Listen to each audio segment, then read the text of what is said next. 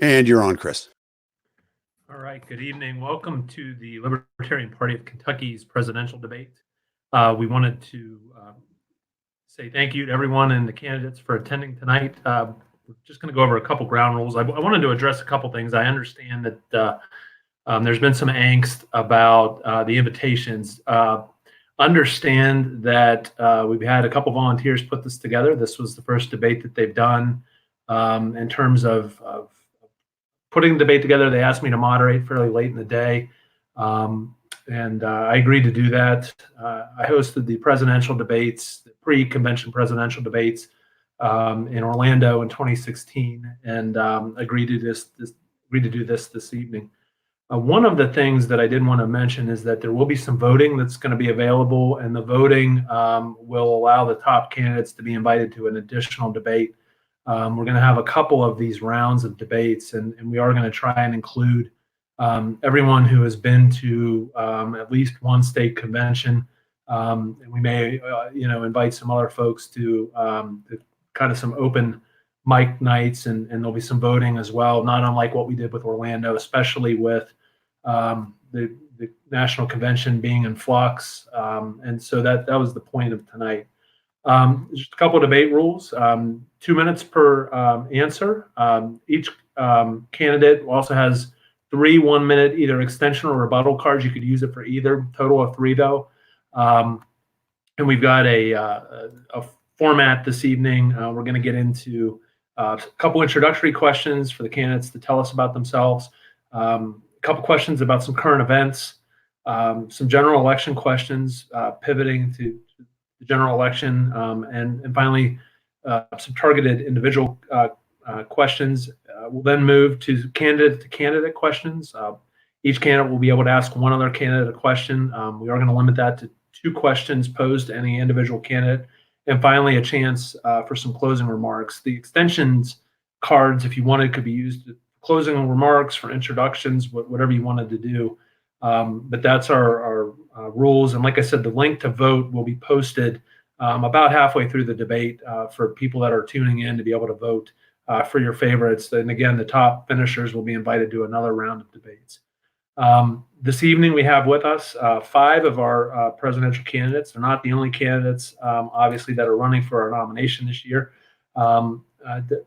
Dr. Joe Jorgensen, Adam Kokesh, Judge Jim Gray, Jacob Hornberger, and Mark Whitney. And we wanted to thank all of you for coming this evening. Given I was going to do a little bit further introduction, but I don't think I need to do that. What I'd like to do is just to move and let you tell us about yourself. And so with that, my first question, it's an introductory question to each candidate. Why don't you tell us about yourself, why you decided to run for the presidential nomination, what your objectives are for your campaign, and finally, if you're not successful, whether or not you have any interest in running for the vice presidential position. And we'll start, and I've randomly kind of drawn this. Everybody's going to get a chance to begin and answer a question first, second, third, fourth. We're mixing the order, but we're going to begin with Dr. Jorgensen. So Joe, why don't you lead us off tonight? Hi, thanks. And Joe is just fine. I appreciate the doctor. I do have a PhD in industrial organizational psychology. I teach at Clemson University. I'm a longtime libertarian, joined the movement in 1979 in Dallas, Texas, originally. And I'm running because government is too big, too nosy, too intrusive, and gets in our lives way too much. And nobody out there is doing anything about it. So it needs to be up to the Libertarian Party to do this. I've had experience. I was the 1996 vice presidential nominee with Harry Brown. I've also held office. I've been I was the South Carolina vice chair. I was also the Greenville Party chairman. In fact, I was the person who formed the party in Greenville 30 years ago. So I have a long libertarian history. And I'd also like to point out that I've also stood on the corner in front of buildings collecting signatures as a volunteer, and I've worked at Fair Boots. So I have a very long volunteer history with the Libertarian Party. And my objective is, of course, to get as many votes as we can, but also to grow the party. When Harry Brown and I were running in 1995 and 1996, we had the largest increase in membership in the Libertarian Party since it was founded and since then. So nobody has broken our record from 1995 to 1996. We doubled the party. That's what I would like to do again by giving a message that is principled, sticks to the platform plank by plank, and yet is presented in a way that appeals to those people out there who are already libertarians and just don't realize it or haven't heard the message in a way how it can help them. Thank you. Thanks, Joe. Adam Kokesh. Hey, thank you so much. Sure. All right. Good. All right. Thank you so much for putting this together, Chris and Dan, for the Libertarian Party of Kentucky, for making this happen. It's really awesome that we are persisting in the face of the coronaphobia crisis. You probably know me from my media production, Adam versus the Man, my history of civil disobedience and organizing. And now I am a homesteader and a small business owner here at the Garden of Freedom with what I do with big igloo geodesics, making geodesic dome frames.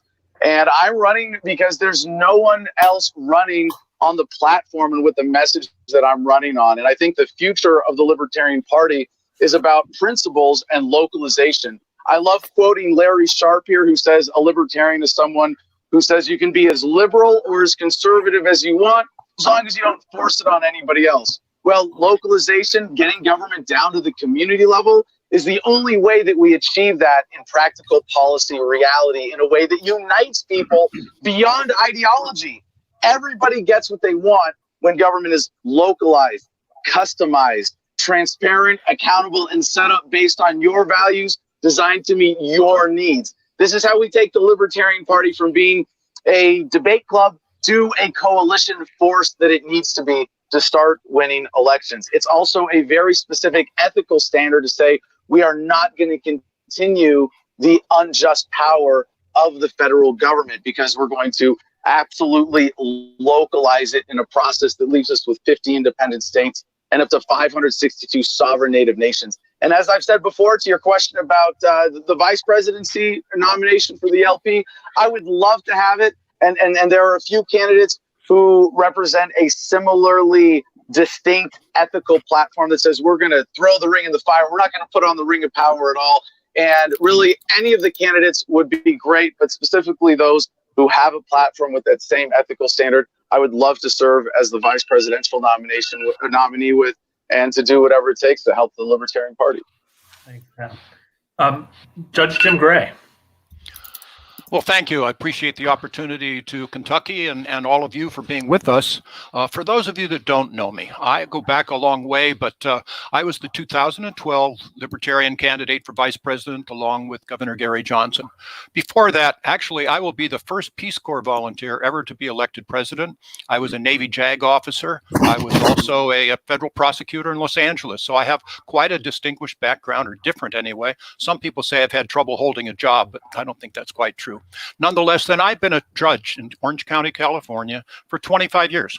And during that time, actually, I was a libertarian acting because in 1992, based upon my experience as a Navy JAG officer, federal prosecutor, and then a judge for 9 years, I held a press conference. Judges don't do that. And I stated what I seem to believe deeply is our nation's policy of drug prohibition was not working. And I've been speaking actually against that ever since. I put my professional life at risk doing that, but that some things are more important than job security. And that was one of them.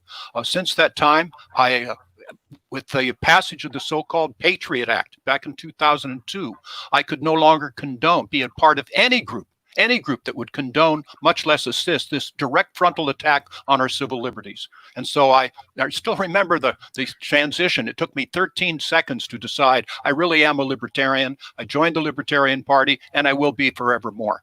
Otherwise, I ran for U.S. Senate here in California against Barbara Boxer back in 2004. One of our founders, David Nolan, actually worked hand in hand with me on that campaign. I have really extensive experience, both from being your 2012 candidate, as well as my drug policy, with the media. I feel that I have the background and the ability to get our message out to people, to actually show the average American how maybe they should rethink the intrusion of government, the place of government in their lives, and reduce that intrusion, reduce those places. So I think I bring all of this to the table. I vote for Larry Sharp, who ran for governor in New York. He is my running mate. If I get that far, and you support him and run for it, and go to graysharp2020.com. I think you'll like what you see. We'll do you proud. Thanks, Judge Gray. Mr. Hornberger. Yeah, thank you for including me in this debate. I owe y'all an apology in the Kentucky LP.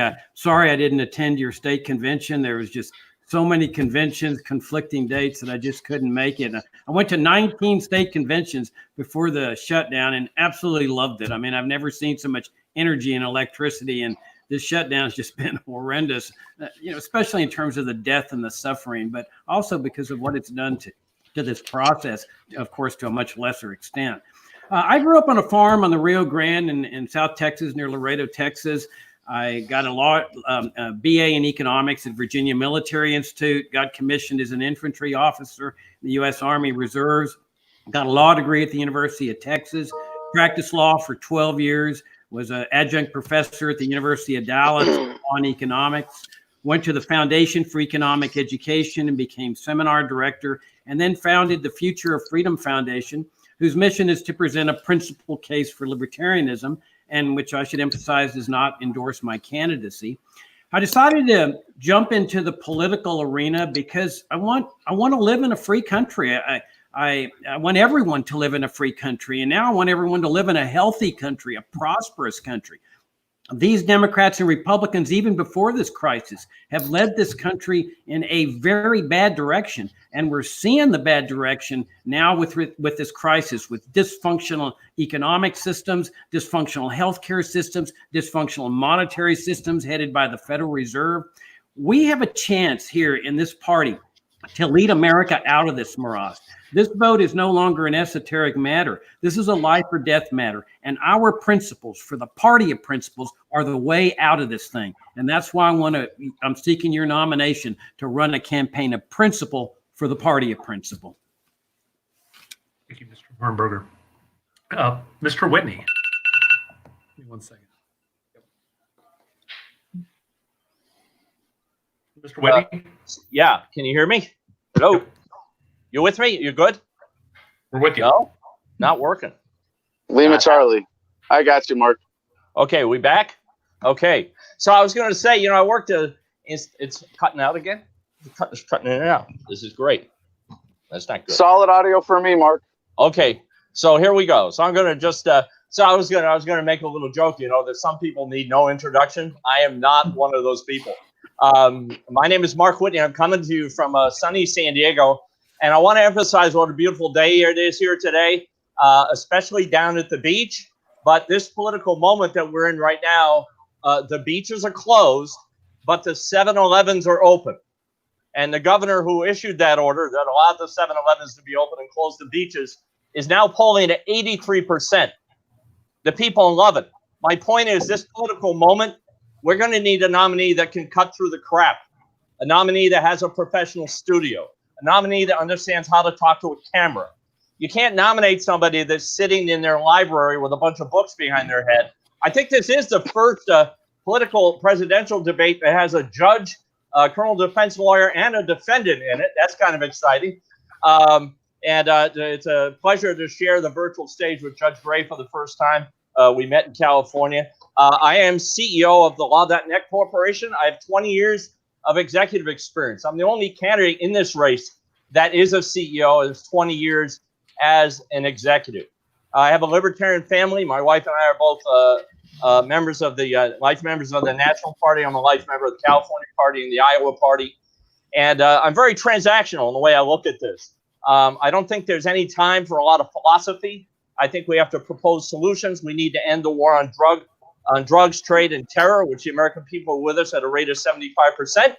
The federal government has increased its budget 50% in the last 30 days. I think within the next 30 days, they're going to make that 100%.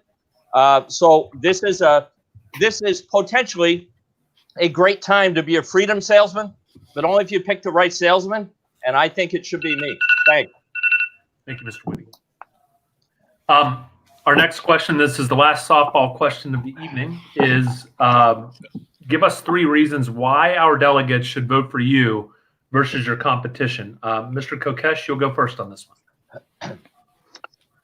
Thank you, Chris. Well, there's been a lot of talk about having someone who can get the message out. And I think we should elect someone or nominate someone. I mean, why not nominate someone who's got a proven record in this? Why not nominate someone who's got years of experience getting the message out? Why not nominate someone who's got a proven track record of reaching people outside of our movement with this message?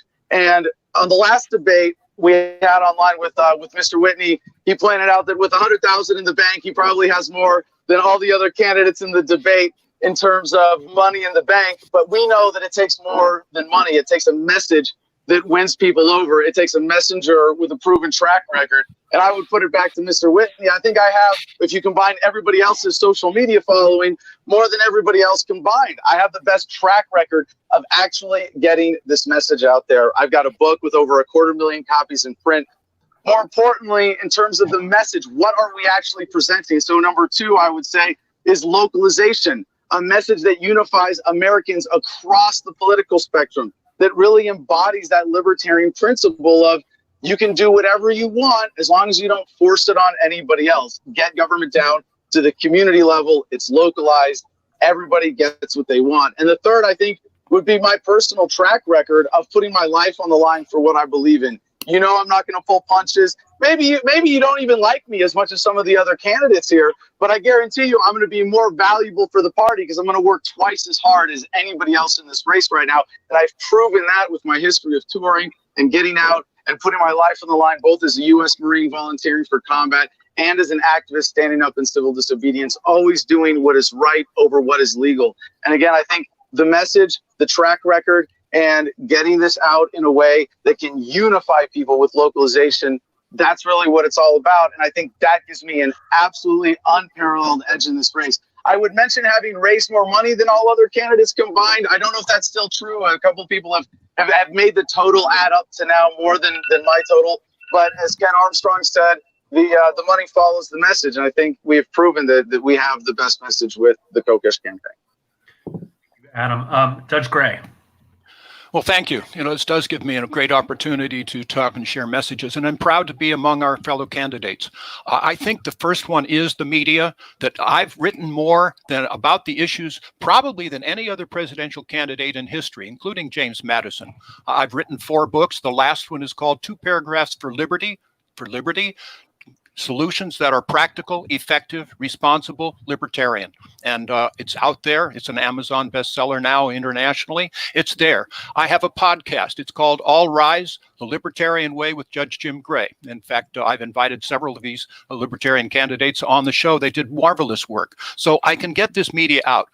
Having spoken against our nation's drug policy, I've been on John Stossel's shows. I've been the O'Reilly Factor twice. He didn't like me that much, but I keep coming back. So I've been there. And secondly, Larry Sharpe, talk about somebody that's a Mr. Libertarian. He and I, there's my dog walking out on me, but he and I will be able to get that message out. He does that, so do I. And we will be able to help the down ballot candidates much more than any other candidates here. So that's a really important factor. We have helped them. I haven't stopped running since 2012. Larry Sharpe has been running as well, helping that message out, getting out these messages. And finally, people need a third voice. They need that option for Biden or Trump. They're hungry to have that third choice. It will be Gray Sharpe 2020. Visit us. Go to my website also, judgejimgray.com. You'll see that I am transparent.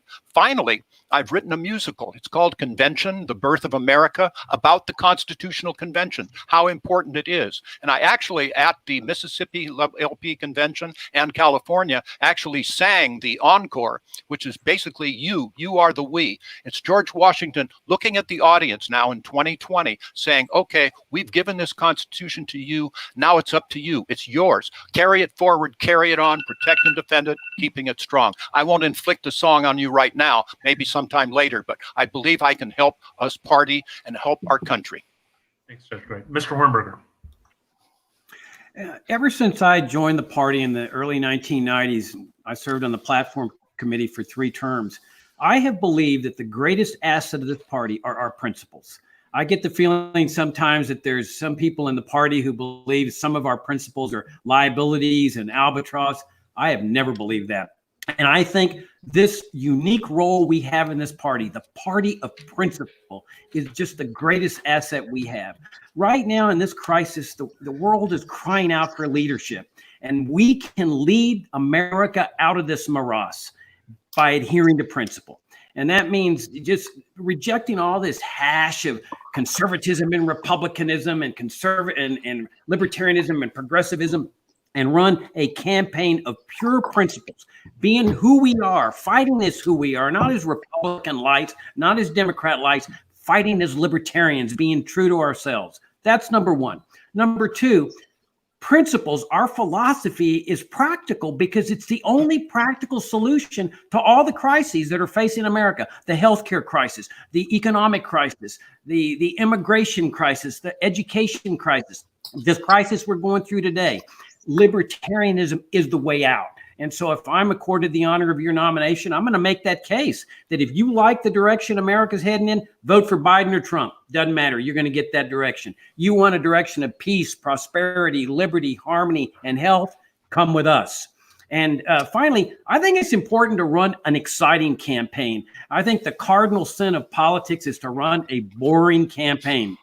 And to run an exciting campaign, you've got to excite your base. And how do you excite your base? By adhering to principle. Once you start watering down your message to try to get more votes, you're going to lose your base and you're going to lose that excitement. Thank you, Mr. Hornberger. Mr. Whitney. Yeah, exciting the base is a great idea. Unfortunately, the base is a tiny drop in the ocean of Americans. I've spent the last 15 years performing in large cities throughout North America, primarily for Democrats and Republicans. And in about 85 minutes, they're on their feet cheering for my libertarian life story. So that's reason number one why I should be the nominee. The other reason is I have a libertarian family. We're 100% in the private sector. All of the money, every one of my family has made, my wife and I and my 2 sons, has been made in the private sector. A lot of libertarians like to talk about the wonder of free markets. They are enamored with markets. Well, I actually have customers. Did Mises ever get a customer? I don't know if he did. I don't know how many votes Mises got, but I got a lot of customers, about 40,000 lawyers subscribe to my software. I don't need social media. I contact them directly. Social media rewards idiots. In terms of money, $500 million. That's what Mike Bloomberg spent. He got 8 delegates for it. Money is not going to get libertarians anywhere. Money. What are you going to do with money this year?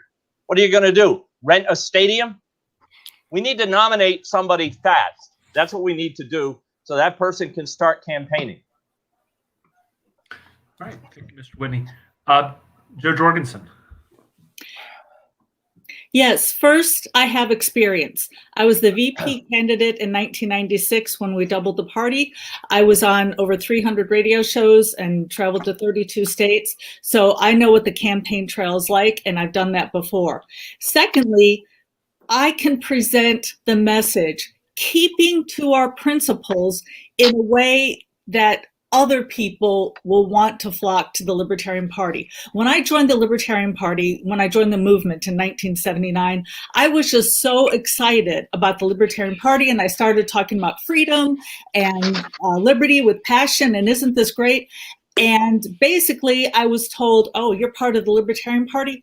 Aren't they just a bunch of angry white men who don't like to pay taxes and who like to smoke pot? And I was just so crushed by that. And I realized that a lot of that was the message. Liberty and freedom are great, and we can present the benefits to the voters out there. But we have to present it in a way that voters will be attracted to it without compromising our principles. And that's the tricky balance, is how do you present the principles, but present it in a way that you can sell to the average person out there. There are 45 million libertarian-leaning people out there. We need to bring them in with the right message. I have the right message. And third, I put the Libertarian Party first. I always have. I've never had a side agenda such as building my own business or building a a mailing list or selling books or anything like that. Everything I've done has been to put the Libertarian Party first.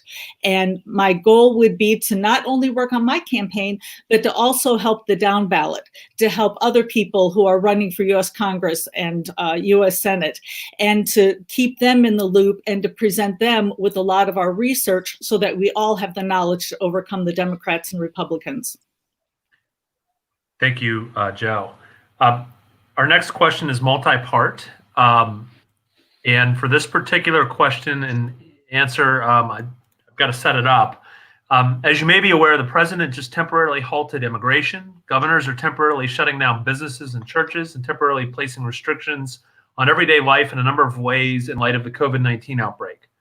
Some people have argued that those protesting against these restrictions are violating the party's non-aggression principle by going out in public or trying to live their everyday life and potentially exposing others to COVID-19, which could kill them. And here's the three parts to the question. Number one, do you believe that some or all of these restrictions are appropriate to save human lives? And if so, which ones? Number two, do you believe people who go about their everyday lives and potentially expose others to COVID-19 are violating the non-aggression principle?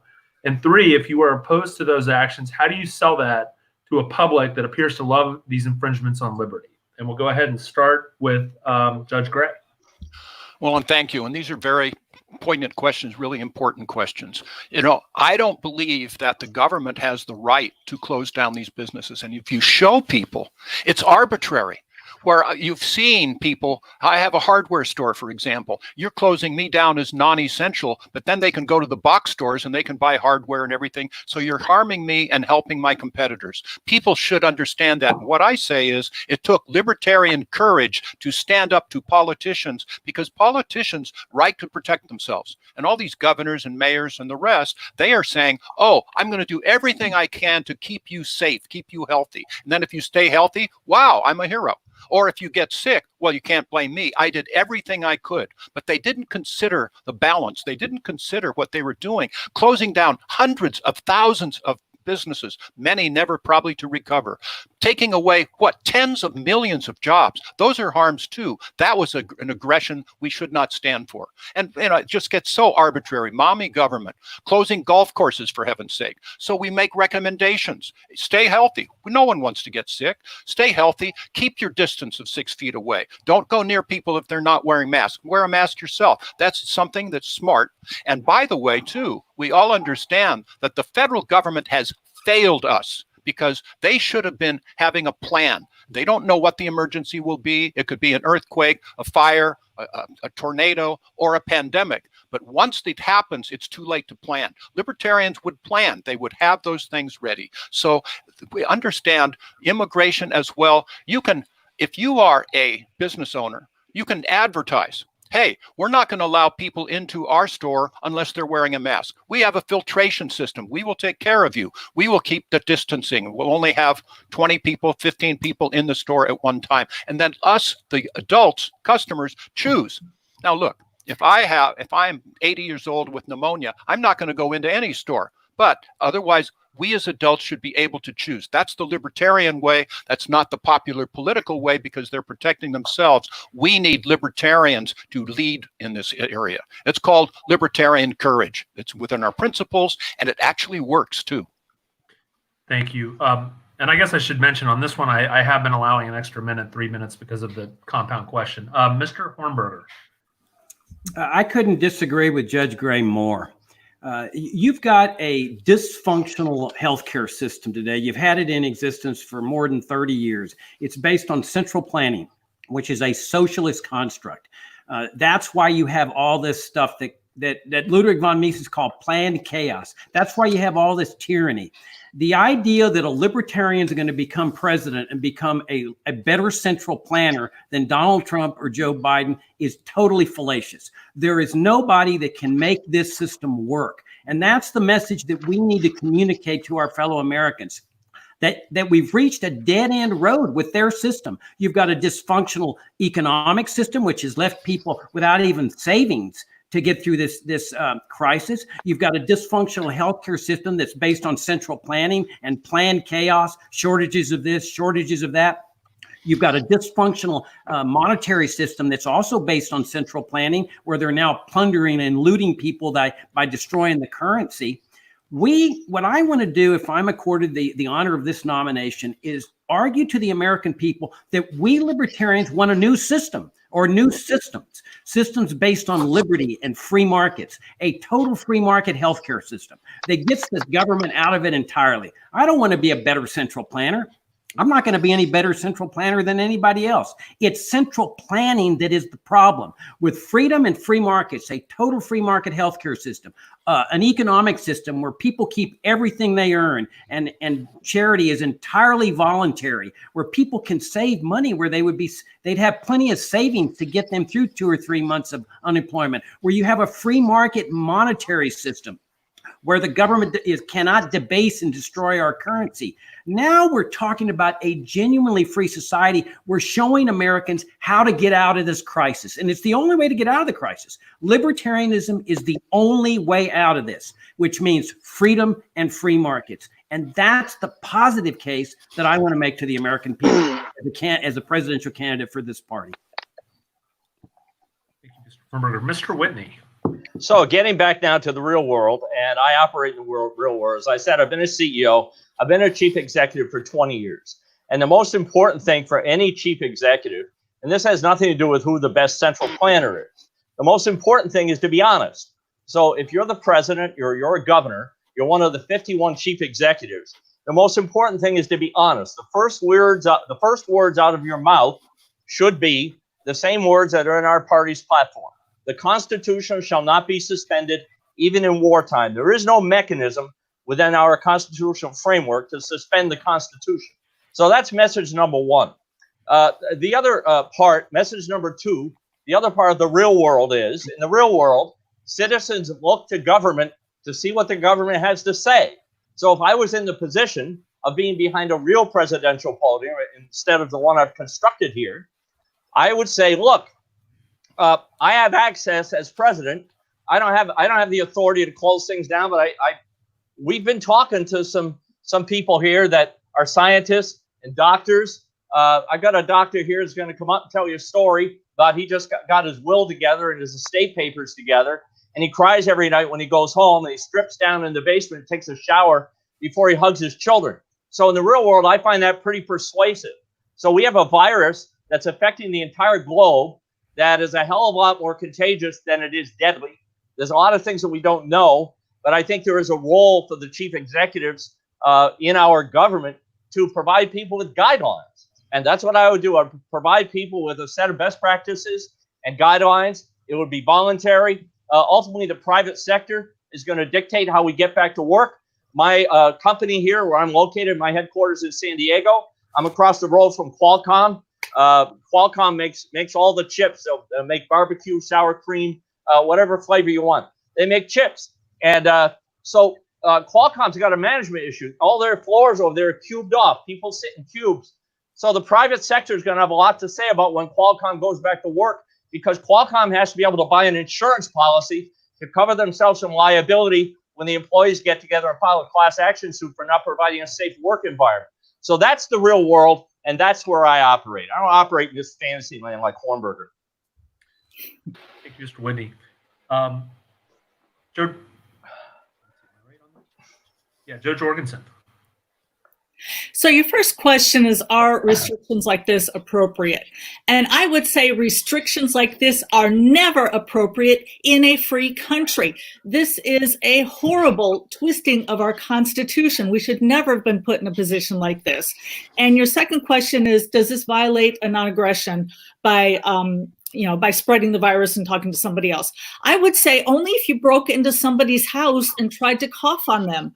People, in a free market, people are more than welcome to stay home. And there are a lot of people who are, in a reduced capacity who whose immune system is down. My mother, for instance, I encouraged my mother to stay home and to stop going out to restaurants long before the government told her to. So she was free to do that, and she's got neighbors who help her out. You know, our country is wonderful when it comes to the free market and helping one another. And that's what my mom is getting right now. A lot of people are bringing her groceries, and she's doing just fine. Now, unless somebody breaks into her house, she can remain safe. The third question was, and I believe you used the word sell. How would we sell that to the people? And I would like to point out that sell is the important word, because we can't just yell liberty and freedom and say, you know, the Constitution says we can't do this. We have to show how the libertarian way is better. And that's not hard to do, first of all, to a lot of people. We see a lot of protests out there. Americans are Americans. They're an independent spirit. That's why they came to this country. I'm the granddaughter of immigrants. People came here for freedom, and we're seeing a lot of protests out there, which is great. What we need to do is we need to explain how the FDA got in the way, how we needed more testing, how we had a president up there saying, no, if you don't have symptoms, you shouldn't get tested, even though almost 80% of the people have either no or mild symptoms. So once again, the free market and Libertarian Party way is the best. Thank you, Joe. And finally, Adam. Thank you very much. It's a great three-part question. The first part, are any of the restrictions imposed by government in the coronaphobia crisis appropriate? Of course not. Absolutely not. No questions asked. No crisis gives the government a right to tell you what you can and cannot do with yourself, with your private property, and to set whatever your own standard of risk might be. And so to the second part of the question, is this violating the non-aggression principle to go out and live your daily life, to exercise your rights, to go out and peaceably assemble and protest? No, of course not. Now, if you're going and violating someone's personal space and introducing them to the vapor of your cough, you know, perhaps we have a new standard of 6 feet distance. What is your personal space? Don't violate that. That's fine. I go out because I talked to Dr. Mary Ruward about this, interviewed her on my show last week. She says, you know, it would be polite. I would like people, even if you don't feel there's any risk, to wear a bandana. And if you're in crowds or you're in places where people want that protection, that you can show that respect for their standards. I was at a protest in Phoenix on Saturday with a free hugs t-shirt. Nobody cared. Everybody was acting normal. It was a really beautiful scene of defiance. And I wish more libertarians were there taking part of this. Jim Gray, you said that this is where courage is required. Judge, did you go to any of these protests? And my video froze a while ago. Can we get everybody else on screen, get a show of hands? How many of the other candidates have actually done something to show that libertarian courage and protest? I'll have to see whose hands are up later. So the third part of the question, how do we sell this to a public that is scared and supports a lot of the lockdown policy right now? Honestly, it's keep doing what we're doing, sticking to principles. There is a point where the curve of anger is going to outpace the curve of fear. And if we're principled and consistent, we will be there when people get more angry about the virus than they are, or more angry about government than they are afraid of the virus. After 9/11, there was a point where support for the invasion of Afghanistan was off the charts. And in hindsight, people realized, hey, it was a bad idea. The same thing is going to be true about the coronaphobia crisis. I'm going to keep doing what I'm doing. You know, I heard Joe say earlier, I have the right message. Well, where's the proof? What I have and what I've been doing is the proof that the message of representing principles the way that I do, relating to current events and being inclusive and bringing people in with them, is the right message. That localization, the non-aggression principle, that the way that I'm communicating it proves that we are able to bring people in with the right message. And Jacob mentioned we can't have a libertarian who's going to be just a better central planner. We have to offer a real alternative. Well, isn't everybody else here who's saying they're going to keep the federal government going, saying that they're going to be centrally planning something? Even Jacob, who wants to keep certain services of the federal government going, he's going to be centrally planning those things. Thank you, Adam. I'd like to have a rebuttal, if I may, just for a moment, as to something Jacob said. You know, he either didn't do his homework or he's just got the wrong guy. That if he's accusing me of central planning, I'm the opposite of that. You know, choice, freedom, free choice in schools is the opposite of that. We need to empower parents to choose where that government money is going to be spent for the education of their children. And in fact, mostly in lower economic areas, Hispanics, African Americans, that sort of thing. Same thing with regard to healthcare. But let's be realistic too, because if we go out there and say, like I would, let's repeal Obamacare, 2/3 of the voters are going to think you don't care about me. So what you do is replace it with something. I use Milton Friedman, the vouchers, the healthcare vouchers, on a sliding scale, let people use those. Then you bring it back completely to the private sector, bring back competition. Then the people can use those vouchers for healthcare insurance or for copays. So it's the best combination. People will appreciate it. And Jacob, I don't know why you were talking about me that way. I'd like to use a rebuttal, if I may, there. I'm sorry, who was that? Kokesh. Yes, sir. Go ahead. Yeah, so when I hear these other candidates railing against central planning, I'm like, this is awesome. They're endorsing my platform. I'm the only candidate who's offering an actual meaningful alternative to central planning. So I would just put it back to Judge Gray here. You're saying you should be president. You're saying the Constitution gives you the power to run this institution, to have this authority, to centrally plan all the things that you're going to keep about the federal government. So if you're not on the same platform as me, if you're not saying we're going to dissolve the entire federal government in a peaceful bankruptcy process, what parts of the federal government are you keeping, and how is that not central planning? Mr. Kokesh. All right. Our next question. Wait a minute. I had rebuttal time. Okay, Mr. Hornberger. Yeah.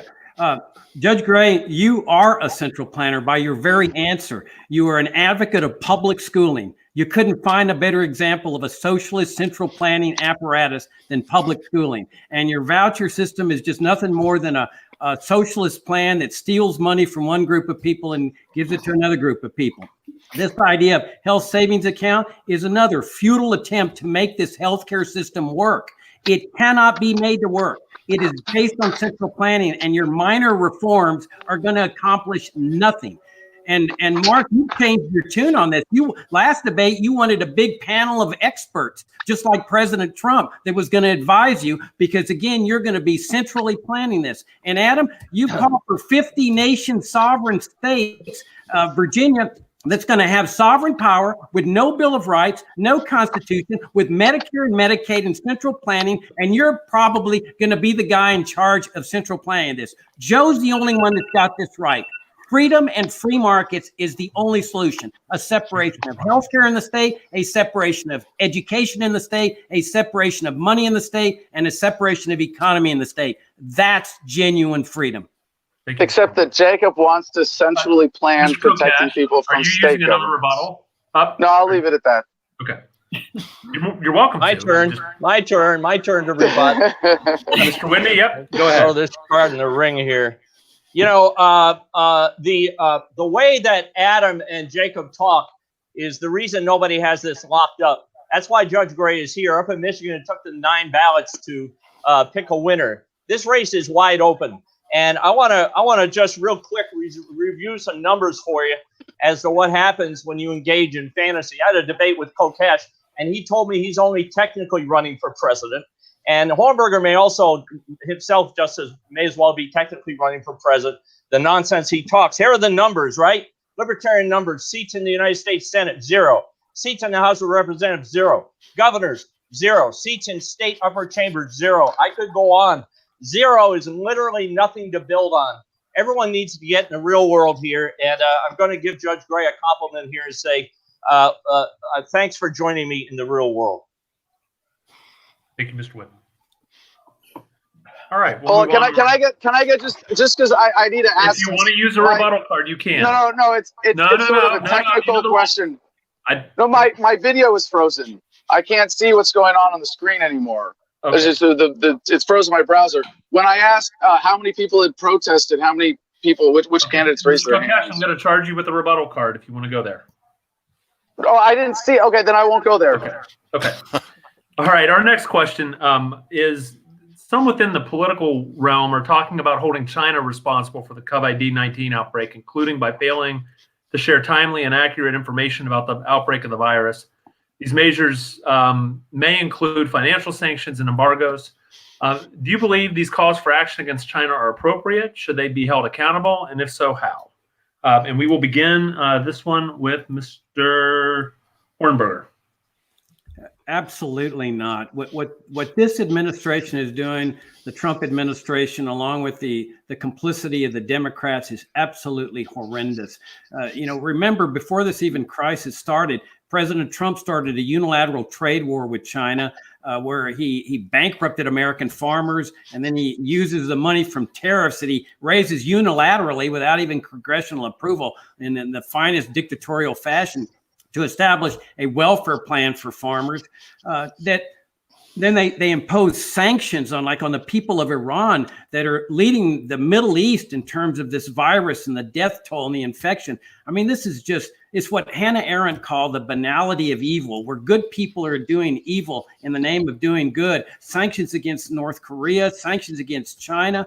I mean, we're all citizens of the world. We're all in this together, combating this illness. And for the U.S. government to maintain this brutality of sanctions and trade wars is just absolutely the height of immorality. It's the height of destructiveness. It's something that if I were elected president, I would unilaterally immediately cancel every single sanction and embargo that's been imposed by executive order. And then I'd go to Congress and say, lift the embargo on Cuba and lift all other sanctions and embargoes that have been established by law. These embargoes and sanctions target innocent people for the purpose of achieving a political goal. That's no different from terrorism, and this country should not be involved in that kind of process. Hornberger. Mr. Whitney. Yeah, the Democrats and Republicans are owned by the risk management industrial complex, and that's why we hear all this Cold War talk with China. I'm not just the only candidate running for president in any party, but I'm the only citizen to have sued a president to end the participation of U.S. armed forces in a foreign civil war. 2011, I sued Barack Obama when he unilaterally started dropping bombs on the nation of Libya. And so whenever there is a way to twist a crisis around to blame a country that is not populated by white people, you can depend on the Democrats and Republicans to do that, right? It doesn't matter whether they are from China or Japan, or whether or not it's some Muslim country. You are at risk whenever the United States finds itself in a crisis. You can look forward to some bombs being dropped. As president, the only time I would use a bomb is to intercept missiles that were heading toward Cleveland or some other city. Otherwise, the U.S. military-industrial complex would not be used. You do not bomb countries that have not attacked you. You don't talk shit about countries just because you make a living doing it, which is what these Democrats and Republicans and their corporate owners do. They've been doing it for the last 20 years. They've got Americans hysterical. 75% of Americans right now can't sleep at night. And when I'm president, everyone's going to go to sleep. So Jorgensen. Yeah. So should we hold China responsible? Anytime somebody does something negligent or even on purpose, yes, I think that there is a reason to go after somebody to make them pay for it, because if you don't, then they just might do it again. Now, I don't know, somebody else mentioned sanctions and embargoes. I don't know what that has to do with it. I would want to go to the lab and ask them to be held accountable and not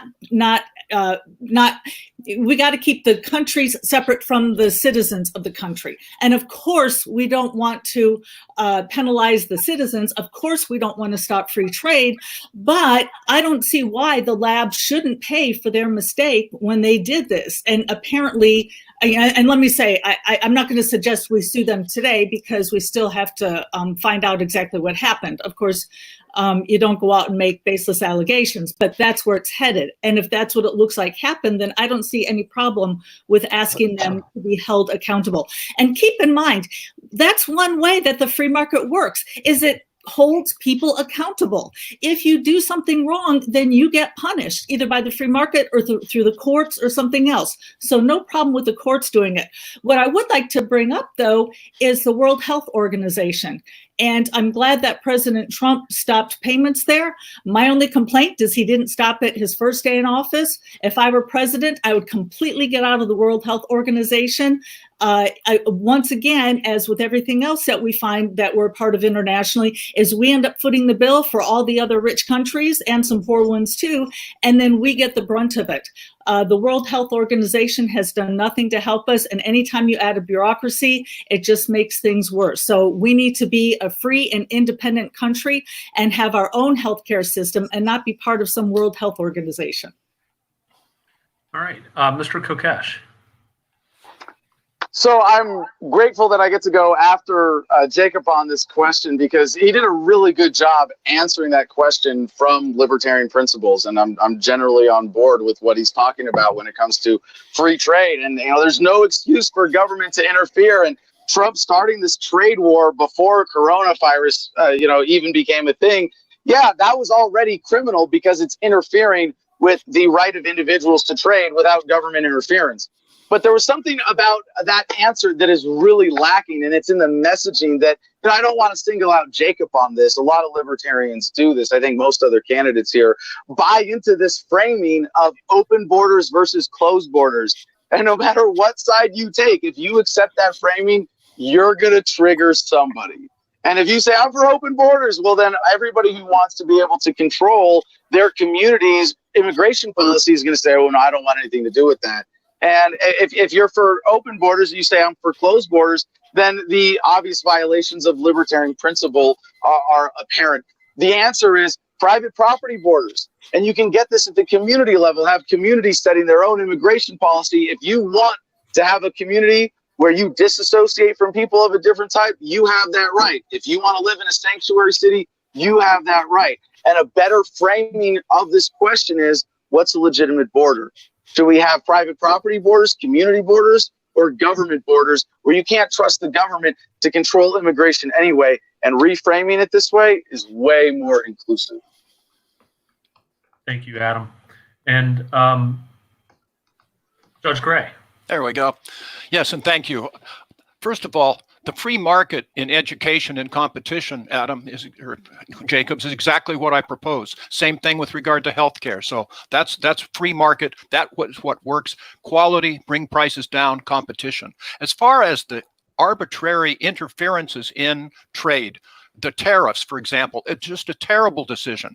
And by the way, if you get all of the people involved, yeah, we had the tariffs on China. So then the Trump administration gives recompense to the corn farmers. It so happens that Iowa is a bunch of corn farmers and they're the first presidential caucus. Do you think there's a connection? But they didn't do that for the wheat farmers. You go back to these bailout, the $2.2 trillion, what a mistake. And maybe you didn't see this, but the Kennedy Center received something on the order of $15 million as compensation. Somebody asked why? Well, why? Well, because they were closed down and they were hurt. Yes, but what about all the other theaters in the country? You see, it's arbitrary. The government involving these things is simply a mistake, and people will understand that as well they should. We were mentioning Cuba. I was in Cuba, and we're the only tough guys on the block that are still maintaining this embargo. It's hurting the people. It's not hurting the government. In fact, we, by the embargo, probably kept Fidel Castro in office for extra time, because everything he would ask, everything would go wrong,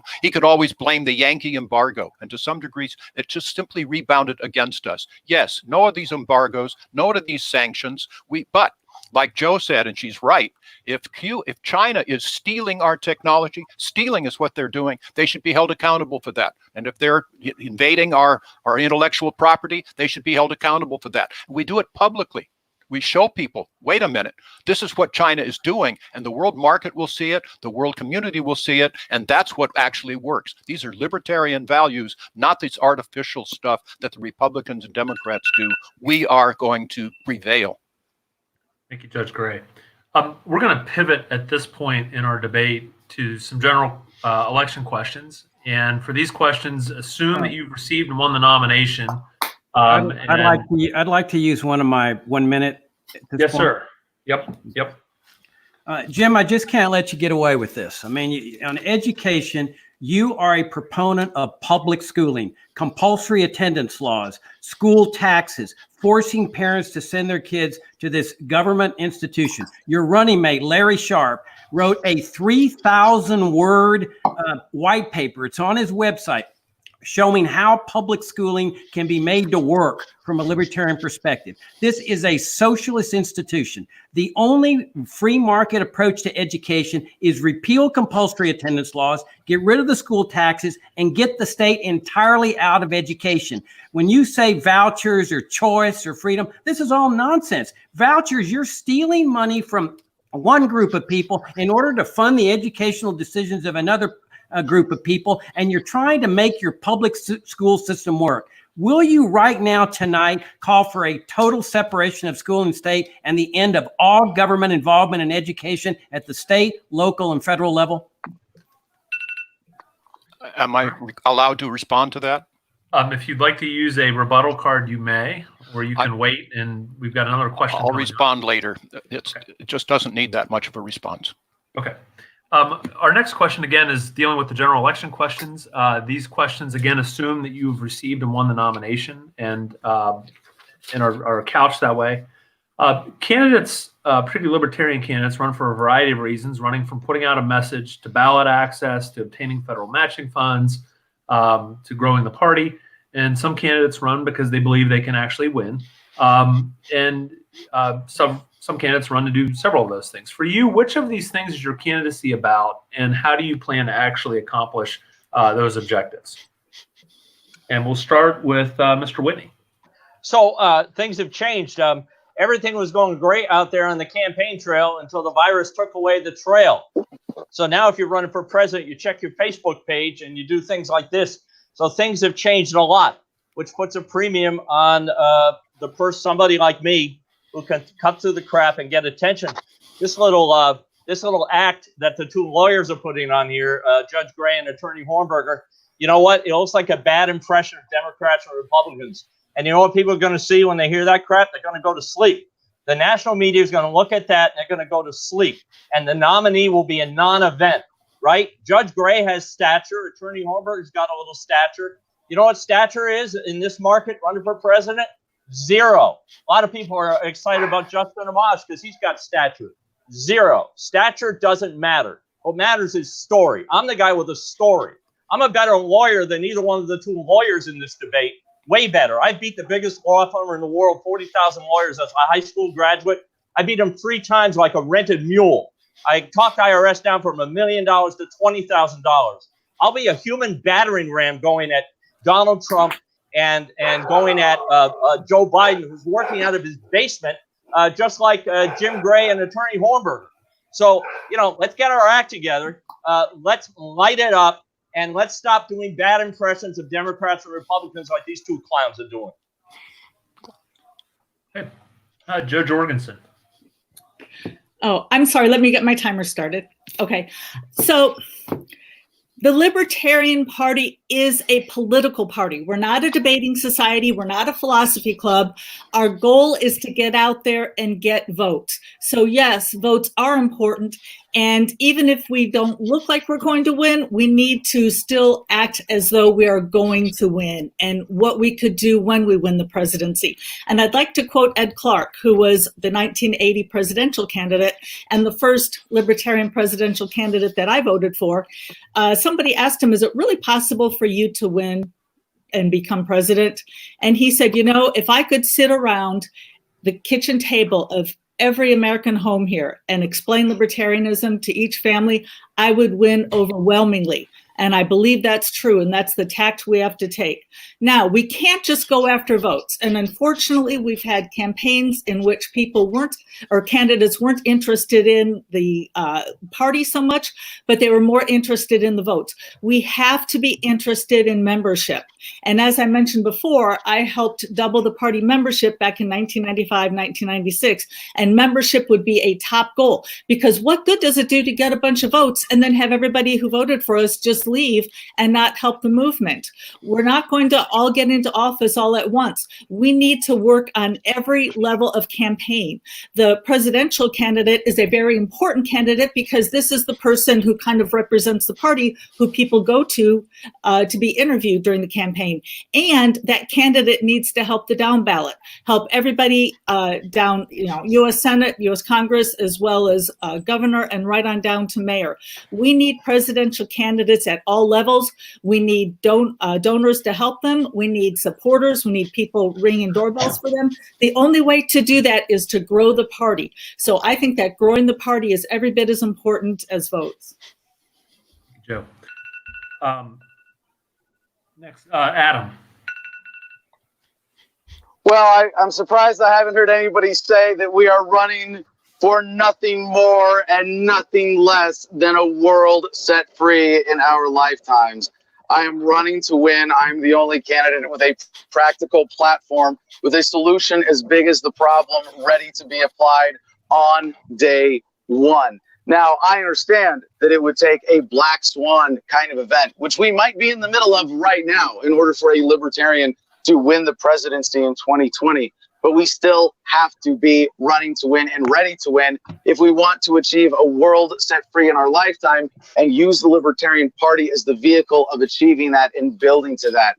A more realistic goal for the Libertarian Party for 2020 that sets us up for a victory in 2024 is to have a breakout year for the party. And we have been trying to do this for far too long and failing with the old strategy, banging our head against the wall, expecting different results. And we have to dig deeper in our principles and offer people the unifying message that can bring Americans together from all across the political spectrum and say, look, localization, it's the everybody gets what they want strategy. This is, covered in my book, which I'm going to mention because it came up as some of the candidates are here to sell books. My book's available for free. I know Joe Jorgensen made that accusation. Joe, I highly recommend you read my book. It's free in every digital format. I'm giving it away, and it's a way to get principled messaging that is proven to work. It's proven in everything that I've done. This is what works. And speaking of which, I want to give a shout out to Mike Heist, who just joined the live stream. I got to see his comments since I got my video back. Mike behind the Mises Caucus and bringing so many people into the Libertarian Party who used to work for me with Adam versus the Man. He knows what works. He's a great messenger, and it's exciting to have people like him who understand what we're talking about when we say we need to present something that is fundamentally radical and dismantling the current system as a real alternative. Judge Gray. Thank you. Adam, I've read your book. You gave me your freedom book, and thank you for it. It was very well done. Good for you. And with regard to the idea of brick through a window, radicalism. I was recently on Pat Ford's show podcast, and he was saying, I'm going to close down all public schools. And I said, you know something? I understand the idea, and I'm not unsympathetic with it, but you're going to scare people. 10 years from now, you're going to be a purist, but you're going to still be in this worse shape than you are today. What I would rather do is have school choice, have some charter schools, have some vocational schools, have some private schools, religious, vocational, military, whatever. And then 10 years from now, people will say, wow, hey, that really works. I want to go to there too. We have competition, Jacob. We have competition in the school district, and that will bring excellence. So it is free market. Yes, we're going to pare these things back, and if the public schools end up doing a better job, terrific. So what is my strategy? I can tell you very directly. In fact, we will understand we're never going to have the tens of millions of dollars to compete with the Republicans and Democrats in big states like California, New York, Texas. We all know that they're going to go the way they're going to go. We're going to look at 5 small states, 5 independent states, and we're going to put all of our resources there. No, if the New York Times talks to me and wants to interview me, of course, but we're going to go there. Larry Sharp and I will do that. We'll go to town hall meetings. We'll talk to people in grocery stores, wherever, and then we'll tell them your vote will make history, which it will. If we win 2 or 3 of those small states, first of all, take the revolution that would come to the Libertarian Party if we were to win one of those states. You'll see forevermore the map of the United States of the election. Yes, the reds and the blues. And then, wait a minute, there's that gold state there too. We're going to do this. And if we win 2 or 3, it could very well be that neither Trump nor Biden will make enough electoral college votes. It could very well be thrown into the House of Representatives. No Republican would vote for Biden. No Democrat would vote for Trump. We would win this election. It's certainly possible, and we're enthusiastic. Thank you. Finally, Mr. Hornberger. Yeah, I've heard this for 30 years from the Republican lights in this party that, Judge Gray's position is no different from the Republican Party and conservatives. They're going to make this socialist system, and make no mistake about it. Public schooling is a socialist system. It's found in Cuba, North Korea, and here in the United States. And he purports to make it free enterprise by calling it choice. It's nothing of the sort. And there's no way for him to reconcile his Republican-like position with the libertarian non-aggression principle. The only principle that is consistent with libertarianism is freedom and free markets, the separation of school and state. And what's interesting, on his website, he favors separation of church and state, but he loses faith in freedom when it comes to education. One can imagine Mark Whitney over there in 1787 or so, when people were coming up with the Bill of Rights, and him saying, oh, we don't want to deal with these stupid ideals and principles, due process of law and freedom of speech. Just make me the president because I know everything and you can trust me with political power. Our principles and our ideals are our greatest asset in this party. And people will respond to those principles and ideals if we present them correctly.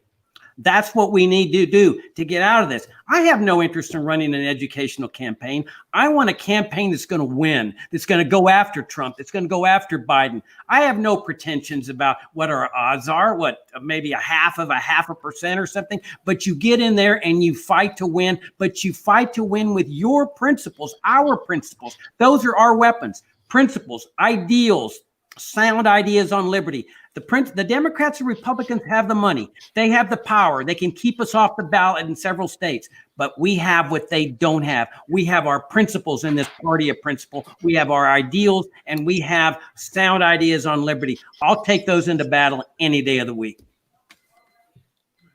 Mr. Hornberger. Our next question. I'm holding up a card over here. Yeah. So here's the deal, Jacob. We don't live in 1787 America. We live in 1865 America. We live in 14th Amendment America. That's the America I operate in. And, one of the things I noticed while Judge Gray is answering the question, he's talking about the town halls he's going to be going to. Nobody's going to town halls this year. Okay, I want you to look at me right now. Who's the best in this thing at talking to a camera right now?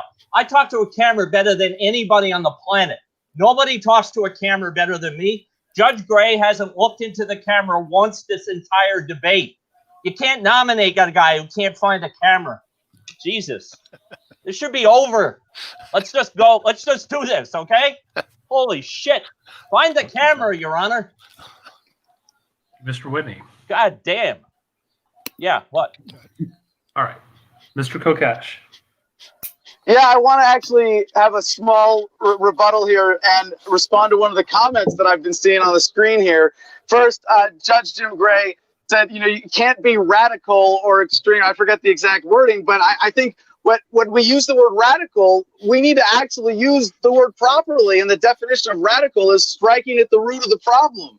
So I think of Henry David Thoreau, who said, for every 1,000 striking at the branches of evil, there is one striking at the root. And my platform is the only one that does that. But it was Zane Wallman in the comments who said he's an undecided libertarian voter, and he wants to know if he can be convinced by which of the candidates lives libertarianism. I think I've got that one hands down. The day I was nominated, or the day we announced this campaign, I got arrested. I ended up facing 4 felonies, beat all of them in Texas. I live off grid. I'm building my own homestead. I do all my business under the table. I represent this more than anybody else in this debate right now. Having lived this, you can look at my public record. You can even read my corrupted spam Wikipedia page. Hands down, I know I'm the only one here who's really been living these principles. Thank you, Mr. Kokesh. Our next question, we're going to go ahead. It's another general election related question. In modern elections, success in federal elections are expensive affairs, and the money, as the Supreme Court has said, is speech, with funds used to flood the airways, fund a campaign, fund campaign staff, spread the message, fund social media campaigns. Donald Trump has raised $245 million. Joe Biden has raised $134 million. The purest libertarian message is only as good as the ability to spread it. In 2016, Johnson Weld raised a record $12 million in their campaign. They raised more than $1 million before the nomination in Orlando and used that money to receive record votes for the party. None of you, with the exception of Mr. Kokesh, have raised over $75,000 to date, and his FEC reports show fundraising receipts in the amount of $223,000. How do you intend to be successful in your objectives given your fundraising to date, and what do you plan to do to change this between now and November if you're our nominee? We'll begin it again with Joe Jorgensen. Okay. Let me just start that I've heard so many people say these are such great candidates. We've got so many candidates. I think we all suffer from the same problem, which is that a lot of the money is being spread around among many more candidates than in the past. Even when I ran with Harry Brown, there were only 3 people seeking the nomination for the presidential nomination. So I think that does have something to do with it. And of course, the virus put a damper on things as well. A lot of people are out of the jobs. So that's one thing we've got to take into account. And that's, by the way, another message that we can go to people and say, hey, we're the people who aren't going to keep you home, who aren't going to kick you out of your job. People, government officials do not have the right to tell you to stay home and not earn a living. And what's funny is when I see these epidemiologists on TV, I just saw one locally, a very nice woman. She seemed like she was a PhD, on her computer from her home, talking about how people need to stay home another month. And my thought was, well, yeah, you've got a PhD and you're working from your home. How are you going to have servers and store clerks, retail clerks work from their homes? So I think the virus has also made a dent. But I would like to point out that you're absolutely right that Gary Johnson raised more money than anybody and in the history, and he was a fine candidate. However, those votes did not translate into members. And what we need are members, because after 2020, we're still going to have 2022, 2024. We're going to have local elections. We're going to have, we need to spread the word. We still need people out at the fair, as I used to work at. We still need people gathering signatures. So the only way to do that is to bring more people into the party. And we need to get votes, but we have to focus on membership. Thank you, Joe. Mr. Kokesh. Well, I think you already answered the question for me, Chris. I appreciate that note. I don't have to repeat my own numbers on the FEC reports. But yeah, it's the money follows the message. I'll quote Ken Armstrong again, another one of the great candidates.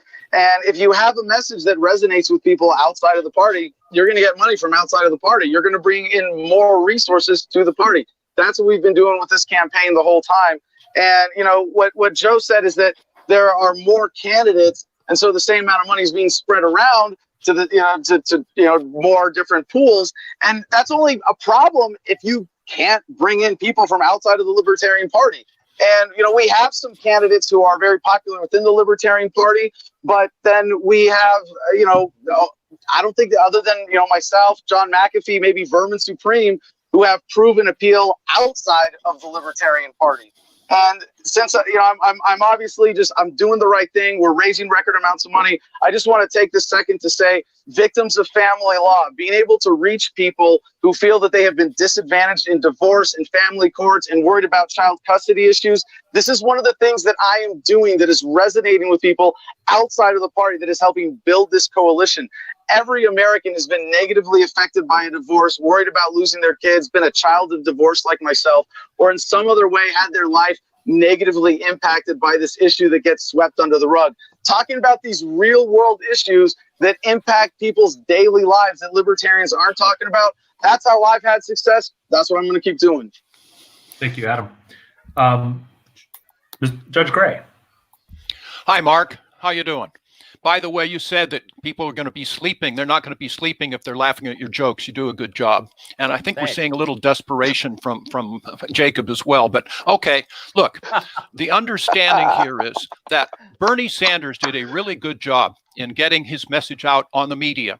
And I have numbers of people, as you probably know, I only filed last Friday and I took over from Governor Chafee, his staff. We have numbers and numbers of people in the social media, then just donate $10, $20, $15, $20, $35, whatever, and we're going to get a fair amount of money. But we're not going to spend it in the high media markets. That's really crazy. California, New York, I've already mentioned that. These are things that we really can do. So yes, money is speech. You can't get away from it. But Arianna Huffington, actually, after I ran for Senate in 2004 as a Libertarian, said, we really, almost semi-tongue-in-cheek, we really should give the election to the candidate that raises the most money and do away with the elections. And to some degree, maybe that's happened. But people are fed up with this polarization. They need a third voice. They need someone that they can go and believe in, someone that's been there. And I have started programs. I've been successful. I work well with people. I actually, as a judge, settled the first Catholic priest child sexual molestation case in the country. I can listen to people. I'm trained as a judge to listen, to gather accurate information, to make a decision and explain it. I will be able to do this on our behalf because when it comes down to it, we don't need all these slogans. What we talk about works, and people will understand that even without their tens of millions of dollars. I think I can do that well. Larry Sharp is doing it well and will continue to. And the down ballot candidates we've been working for a very long time. We'll continue to do that, Joe. I know you have too. We'll do this together. We must get this party rolling. Now is the best time in my lifetime, and I'm going to be up to the job. Thanks, Judge Gray. Mr. Hornberger. Yeah, notice when Judge Gray says that I'm too radical, and that's the accusation that he's making on the internet in this race, that all he's really doing is indicting libertarianism. I mean, because that's what I stand for. He's not suggesting that I stand for something different from libertarianism. He's saying libertarianism is a bad philosophy. It's a too radical philosophy. And notice it focuses on votes.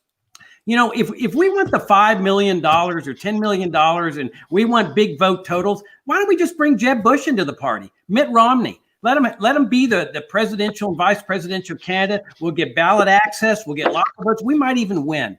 What difference does it make? This is a party of liberty. When this party was conceived in David Nolan's living room 49 years ago, the objective was a free society.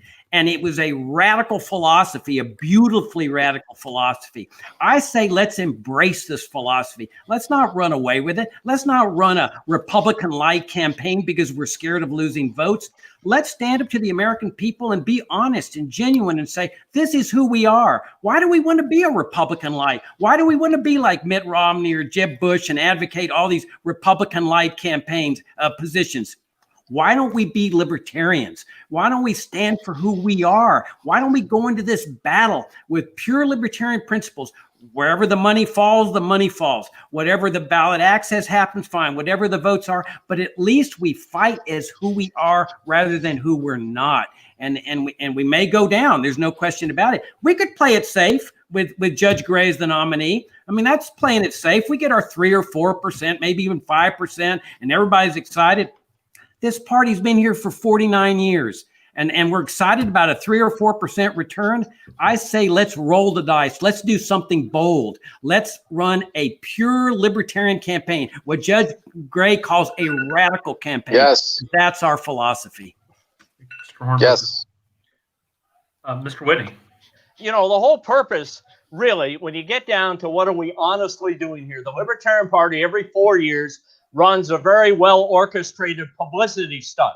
And while Jacob and the judge are arguing over who's more or less radical, the audience right now watching agrees that they're both boring. This is a publicity stunt. Also, what are you going to do with money? What are you going to do with money this year? Run advertising? Bloomberg already proved that doesn't work. He spent $500 million.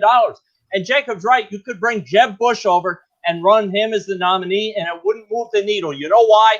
Because when you nominate a certified pre-owned Republican, you're betraying your own brand. It's a short-term gain, but it lacks vision. And if you do that again this year when this asshole Justin Amash comes over, shame on you. If Justin Amash is the nominee, I will not support him. If Jacob or Judge Gray is the nominee, I will support him. If I'm not the nominee, I'll run for vice president. I will not support Justin Amash.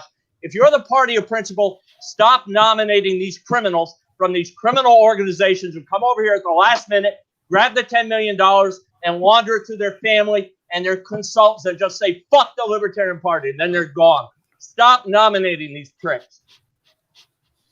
Thank you, Mr. Whitney. Our next question is some target questions for each candidate. We've all been online. We've all seen some of the criticism that the campaigns are flying back and forth. I'm going to go ahead and it's going to be a different question for each candidate. Mr. Kokesh, you're first. You've been arrested multiple times. Do you think the American public will take a candidate seriously who has been arrested multiple times? I don't think they would take a candidate seriously who hasn't stood up for what they believe in. I am absolutely proud of all of my arrests. None of them are accidental so much as deliberate acts of civil dis. Is that all the time we get for this one? Sorry. Okay. All right. Yeah, I didn't know this was a lightning round, but that's cool. No, I appreciate the question. And I think that what I have done is prove that when you stand up in civil disobedience, when you stand up for what you believe in, you inspire and you motivate and you bring other people in. Most people who are going to be inclined to vote Libertarian first see themselves as victims of the system one way or another. It's not the captains of the football teams and the high school cheerleader squads who are the first to challenge the status quo. No, let's acknowledge who we are. We are the outcasts and the rebels and the misfits and the square pegs and the round holes, and in many ways the downtrodden. And like I said in my answer to the question on screen before from Zane, that this is just one of the ways that I have lived it. I think, again, to quote Thoreau, in an unjust society, the only place for a man of conscience is behind bars. If anything, compared to my standard of how much we should be rebelling at this point, I have been unfortunately timid. And yet people know me as the guy who does civil disobedience. And I think that national reputation as someone who has more mainstream media hits than all other candidates combined, I think that's a great way to connect with people. Mr. Kokesh. Judge Gray, the next question is for you. The hour is late in this campaign season, and you just announced your candidacy. Some delegates and LP members find that this is disrespectful to the existing candidates and delegates to the National Convention who have undertaken efforts for months to campaign and learn about the field. Why have you waited so long, and what do you believe that you bring to the table that's not present in the existing field? Chris, it's a handicap for having come in late. And you probably know my story. I was 2 weeks ago on a telephone conference call with Lincoln Chafee with his staff when he announced that 2 hours from now, I'm going to tell the Wyoming delegation that I'm bowing out. I tried not to. I tried to tell him, look, be loyal to the party, be loyal to your country. He bowed out. And their staff asked me to run. And I said, no, I don't think that's going to happen. And then they said with me, oh, be loyal to the party, be loyal to the nation. So I said, okay, give me two, 3 days. I'll call people around the country and see. I got endorsements. I got people that were enthusiastic. And finally, when I was talking with Larry Sharp, he was enthusiastic. And I say, okay, Sharp, put your money where your mouth is. If you will run with me, I will run as well. His response was yes, yes, yes. But it's a handicap. I haven't been able to go around the country and meet with people and show them who I am. So they've had an unfair disadvantage really against me. But I'm willing to take that on. I think that we are good and we will bring things to the Libertarian Party that others can't. Otherwise, I think that my background will hold me in good stead. I've been there. I've shown I'm Libertarian. I've had that courage. Press conference as a sitting trial court judge, took a lot of heat for it, but that's the right thing to do. I've been there in the Peace Corps. I care about people. I've been in the military. I'll be able to identify. So that's where I am. I'm proud of it, and I'm going whole hog. I still say we will do you proud, and I mean it. Thank you, Judge Gray. Mr. Hornberger, the next question is for you.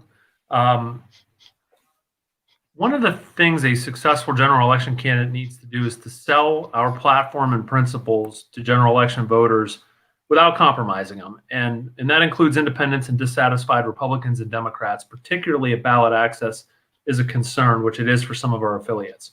When we go to your website, one of the things you feature is ending Medicare and Social Security cold turkey and not compensating those who have paid into it and have had it stolen from them for their entire lives. What makes you think that this is the right message for general election voters? Because it's freedom. A free society necessarily is one in which charity is private. It's voluntary. This is a forced coercion system. It's forcing young people to care for their parents. It's saying freedom won't work. What gigantic insult could you have to young people than to say, we need the IRS to force you to take care of your parents if they come in need, to help others. In fact, young people and the disaffected people are going to be one of my target audiences. I don't have any, if I get this nomination, I have no pretensions that seniors are going to vote for libertarians, but they're not going to vote for any libertarians because all they're going to do is look at the platform. So all these little privatization plans, seniors are not going to pay attention to that. They're going to go with Democrats and Republicans because they know that their check is safe. Young people, you go to them and you say, look where they've left you. You don't even have a nest egg to get through this. They have plundered and looted you to the tune of trillions of dollars. And what they're saying is you can't be trusted with freedom. Well, I have no doubts that young people can be trusted with freedom. This is what we need to recapture in this country. A belief in ourselves, a belief in others, a belief in free markets, a belief in church groups, neighborhood groups, charitable organizations, and get rid of all this welfare statism along with the warfare statism. And then on healthcare, I mean, why do you think we have this out of control spending problem that's just bankrupting people? It's because of Medicare and Medicaid. I've been saying that for 30 years. I published a book in '94 called The Dangers of Socialized Medicine. If you want out of this morass, you've got to get rid of these socialist programs. We had the finest healthcare system in history before Medicare and Medicaid. Nobody even needed healthcare insurance. Hardly anyone had it, because healthcare costs were low. They were stable. Going to the doctors was like going to the grocery store. And it was Medicare and Medicaid that caused the healthcare crisis to soar out of control, perpetual healthcare crisis, Obamacare, and then gradually to fully socialized medicine. What we've got to do is recapture a faith in freedom and free markets. It's the best thing that could happen to everybody in this country, including seniors. Thank you, sir. Mr. Whitney, the next question is for you. One of the things a successful nominee will need is a coalition of libertarians behind him or her to work on the campaign and spread the message. Given your attacks in this campaign on Mr. Hornberger, the Mises Caucus, the Libertarian Party of Florida, and the list goes on, including people who were critical of those actions, what makes you believe that you could somehow pivot and build that support if you're the nominee? Well, I assume I'm talking to adults, not children.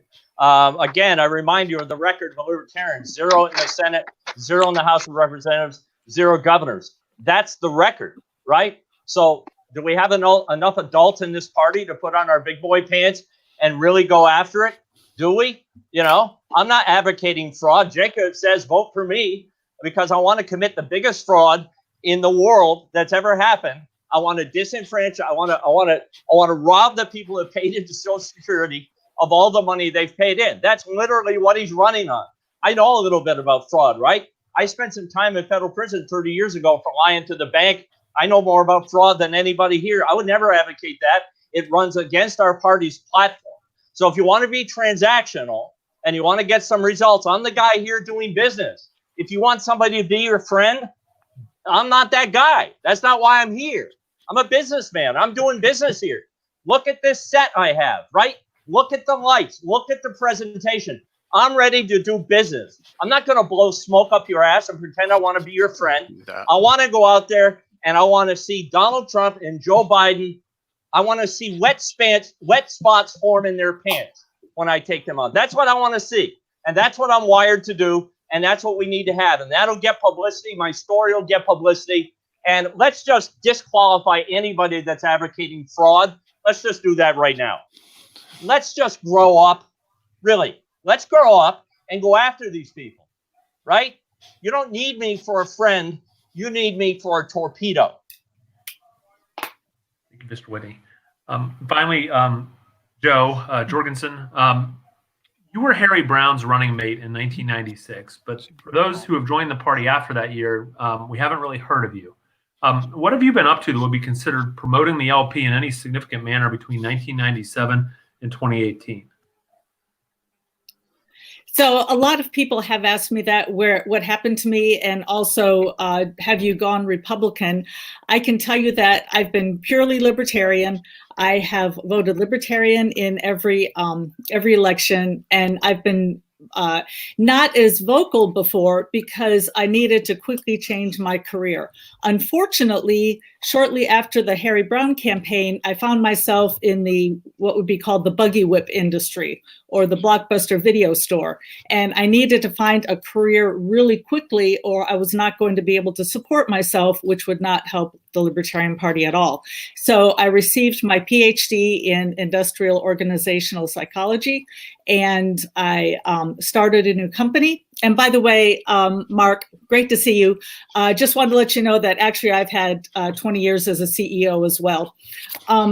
And then I went back to school again, and basically I've gotten 3 graduate degrees and a graduate certificate since then. And I wasn't able to come to previous, of course I came to the 2018 convention, but I was unable to come to some for a few years earlier because I was in school and we had Saturday class, and if we missed more than one class, then we would be failed from the program. So basically, I've been getting my life in order so that I could be able to run again, because anybody who runs for office, you can't just do it couch surfing. You have to have a certain amount of funds. You have to have a certain amount of credibility. I think that having a PhD does lend credibility. Notice how people would talk about Dr. Nancy Lord and Dr. Mary Ruart. So now I've got some credibility along with that. And I've been also reading up and just, being more behind the scenes. Joe. For our viewers at home, there's a link at the bottom of the debate for a voting link to vote for your favorite candidate. Actually, there's a couple questions on there. Please do that. We're going to have some additional debates in the future, and who gets invited to that will depend on the results of that voting link. So again, it's lpky.org/vote in all capitals. It's HTTPS. So please take a look at that. Our next question is to Judge Gray.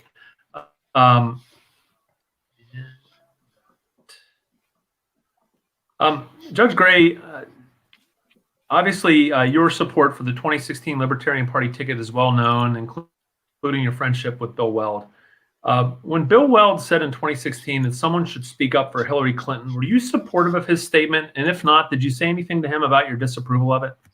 The answer is, first of all, I didn't know Bill Weld until 2 weeks before the convention. Candidly, I thought that Gary Johnson was going to ask me to run again, but I think he was the right choice because he'd be able to get national media. He is not my friend. I have only met him for the first time at the convention. And yes, I was horrified, and I spoke out publicly, horrified with regard to Hillary Clinton's talk. And yes, I did talk to him. It was a betrayal. Simply, flat out and simple. It was a betrayal. And that's simply not something. But to go back a little bit, we can be a libertarian debate society if we want to be. I'm very concerned when you're hearing Jacob say things like we're going to close down Medicare, close down Social Security. If he is our candidate and he says things like that, it will set the Libertarian Party back decades. We're trying to claim our identity. We've allowed people to brand us as don't want any government, and that's simply not true. There is a function of government. It's called Article 1, Section 8 of the Constitution, and their rights are enumerated. By the way, as far as the Constitution is concerned, I'm proud to tell you that the Constitutional Rights Foundation of Orange County names its Judge of the Year award after me. It's Judge Jim Gray Award of the Year. So I'm into the Constitution. I've written a musical about it. I write about it, liberty and the Constitution and libertarian. We're not a debate society. The purpose of our existence is to win elections. And imagine again, if we were to win even one state, it would be a revolution for us, and then we will start making progress with regard to education and healthcare, like I was talking about. Incrementalism, yes, because if you're a radical, like we've heard some of these comments, you're going to scare the voters. We'll be philosophically pure, and then we'll be in worse shape next year than we're in today. That's not me. That's a bright line of differentiation. I want to move us forward to be more free, more with liberty, less government intrusion, including the income tax. I have a thought about that as well. The intrusion is unbelievable. Yes, vote Libertarian and elect Libertarians like Jeff Hewitt and California, and is a supervisor of Riverside County, and numbers of good others. That's what we need to do. We're a political party. We have to win elections. All right. Mr. Hornberger, the next question is for you. Outside of libertarian circles, you're practically unknown. And as we previously discussed, you raised $65,000 thus far in your campaign. Recently, you went on the attack against Justin Amash and his potential entry into the presidential race. Given that Mr. Amash is likely to have fundraising and earn media exposure that's in the tens of millions of dollars, why do you feel like you're the better candidate if he should enter the race?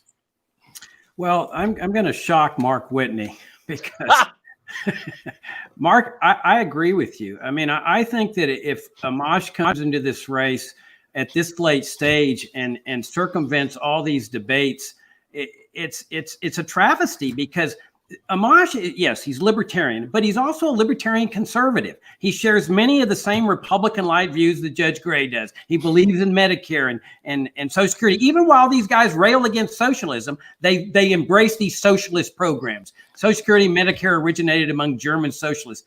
America lived without these mandatory socialist programs for more than 100 years. Our country was based on voluntary charity. These guys, these Republican likes, they don't really believe that freedom works. That's the real problem here. They have no faith in freedom. They have faith in statism and force and the initiation of force. And I think that Amash should have come in here. Look at us debating. We're fighting it out. We're hitting it. The voters, the delegates are being able to see where everybody stands. This is not an easy process, and everybody here can verify that. Look at Amash. He suspended his congressional campaign back in mid-February. He could have come into the race at that point, participated in the debates. I've attended 19 conventions. I've loved it. From mid-February to mid-March, I attended 10 conventions, loving it, participating in debates. And he could have announced in mid-February, but what he's doing is playing this dance where he's over there, I'm hinting coming. But the entire strategy is don't make me be in your debates. Don't put me through this arduous process where my views, my conservative views, sanctions, sending kids to the CIA on his website and other stuff, favoring a stimulus package, that he doesn't want those things tested in the crucible of debate. And I just think that's wrong. I think it's absolutely wrong that if you want to come into this party after serving most of your political life as a Republican, then come in and do our process. Put yourself up to this debate process. Thank you, Mr. Hornberger. Our next question is for Mr. Whitney. Mr. Whitney, you've undertaken a brash, some people have called it a Donald Trump-like style in your campaigning, including, the use of profanity. Highlighted that style, your experience with the federal felony conviction as pluses. Given that Libertarian Party candidates receive typically little to no press in a given election cycle, what makes you think that this style would be successful in getting earned media in a general election where, following the usual pattern with controversial third-party candidates, the media is just likely to censor and ignore you completely? The Libertarian Party in the last 3 elections has not nominated controversial candidates. That's the whole point, is nominated Republicans. So right now, the way the world is set up right now is the establishment is radical. Donald Trump and Joe Biden are radical choices who rest their presence on radical platforms written by the Republican and Democratic National Committees. The Libertarian Party platform is 8 pages. It's the most establishment platform in American political history. It tracks perfectly the Bill of Rights. And the reason I'm the great candidate here is because money isn't going to matter this year. It's going to be story. The way I learned the Bill of Rights was as a high school graduate who was banished to prison. And I learned so much about it. I beat the largest law firm in the world 3 times. I got my sentence declared unconstitutional. And unlike that guy in the Shawshank Redemption, I didn't have to swim out the sewer. They opened the front door and let me go. And then I started a company where lawyers buy the law from me. And I created an award-winning show called Fool for a Client that's won dozens of awards all over North America. I end up on the cover of Story magazine with Drew Carey and Russell Brand. Nobody Nobody running for president in the Democratic Party, the Libertarian Party, the Greens Party has a story like that. I will be considered a threat because I'm confident on stage, I'm intimidated by nothing, and I adjust appropriately to the venue. As for profanity, sometimes profanity is appropriate. Sometimes you need a little spice in the stew, as George Carlin used to say. And again, I cite to the Libertarian Party's Wikipedia page, 48 years of decorum, 48 years of decorum, and you have nothing to show for it. And since I was most active in this party from 1995 to 2005, and since this party started nominating certified pre-owned Republicans the last 12 years, the dues-paying members in this party, to the best of my knowledge, has been cut in half. So instead of doing that, nominate an establishment private sector CEO with a normal family who can put his big boy pants on and bring the story out to the big boy media and not put people to sleep. And, oh, yeah, I know where the camera is. Thank you, Mr. Whitty. Our next question will go to Joe Jorgensen. Mr. Jorgensen, in prior events, you've spoken on the two Harry Brown campaigns, how the 1996 campaign was about growing the party and the 2000 campaign was about achieving voting results. If you had to choose, if you were forced to make a choice between the two, which would you prefer, more national members or retaining ballot access for affiliates where it's important? Oh, okay. I guess you confused me because I thought the question was going to be, what do I want more, votes or membership? Ballot access is extremely important. And I was thrilled to, in 1996, be on the ballot in all 50 states. And we haven't done that very often, and I'd like to do it again. The thing is the way you get ballot access, yes, you can get it through votes, but you can also get it through membership, through people donating money to get people out there collecting signatures. So I think I don't see the dichotomy between ballot access and votes. I see the dichotomy between sometimes maybe having to choose between votes and membership. And I would like to point out, you didn't quite complete the sentence I'd said before. I'd like to point out that Harry Brown went after votes in 2000, and actually membership really suffered. And even going after the votes didn't come out to where they wanted to be. They were trying to go for 1 million votes and they didn't get it. But could I, since that was a rather short answer, I'd like to comment on the Amash question since other people have chimed in. And Jacob said that Amash is a libertarian. I don't know if he is or isn't. A small L libertarian anyway, but I do know that he is not a member of the Libertarian Party, and that's what matters. When he left the party, the Republican Party, instead of becoming an independent, he could have joined the Libertarian Party. We could have had our first sitting Libertarian congressman ever, and he didn't do that. That's what we needed. And I'd just like to ask all the voters out there, all the delegates, how great would it have been to have a Libertarian sitting congressman? And yet he didn't give us that. So we need somebody for the presidential candidate who cares about the party first. Thank you. Last, I'd like to use a minute there. You do have one more. Yes, sir. Okay. I want to endorse what Joe Jorgensen just said, that when Justin Amash left the Republican Party, he could have come directly to the Libertarian Party. He chose independent instead. And notice also that he could have come to any of our conventions. I mean, you don't have to be a member of the Libertarian Party to go to a convention. You can be a guest. I went to 9 or 10 conventions last year in the spring. I wasn't a candidate. I just hung out with libertarians, arguing, debating, discussing, having a good time.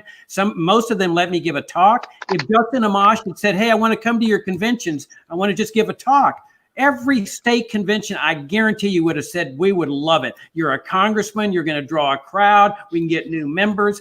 Zero. Not one single state convention has he ever been to, at least this year, and I think last year as well, much less enter these debates. And the question is why? Why? It's because when I say he's libertarian, I'm saying small L libertarian. He's an Austrian economist. He's good on civil liberties, but he's a conservative. I got a second rebuttal, I believe. All right. You do, sir. I have a second one? Okay, yeah. Yeah, Actually, I'm just ready to drop. Rebuttal. You do.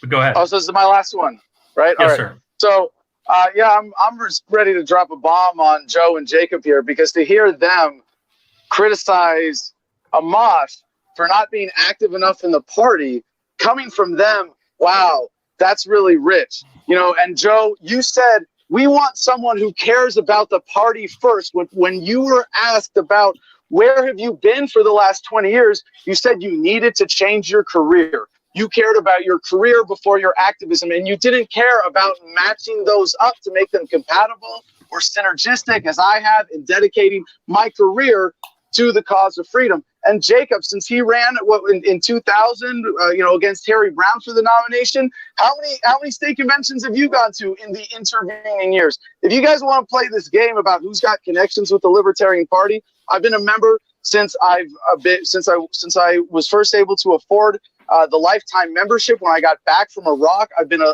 registered Libertarian the entire time I've been registered to vote, except for Ron Paul's strategy, of course. I've been a lifetime member since 2004. I've stood up a county, organized college Libertarians, run for Senate. Where have you guys been? And to all the candidates. Thank you, Mr. Kokesh. Mr. Kokesh, the last directed question is to you.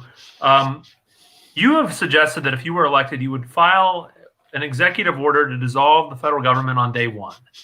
What would stop the Supreme Court or Congress from overriding this executive order? And would the American people simply perhaps make things worse by recreating the same government, but perhaps with fewer protections for things like the First or Second Amendment?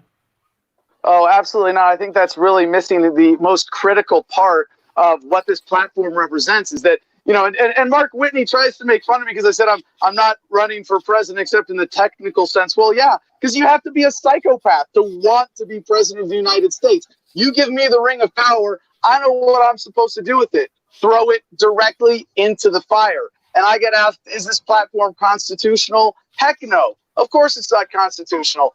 That's kind of the point of all this. We are appealing to the higher authority known as the Declaration of Independence, which says we have not only a right but a duty to alter and abolish systems of government that no longer serve us. So it doesn't even matter if I somehow lose my principles. If the American people decide, if they are given the option to say, we are putting our foot down, we are not putting up with this crap any longer, no jerk in a suit in an office somewhere in Washington, D.C. is going to stand in our way, because we will have clearly asserted that this is no longer the law of the land. The will of the American people reigns supreme. And if we say it's going to be this way, then this is how it's going to be. I have that much faith in the American people.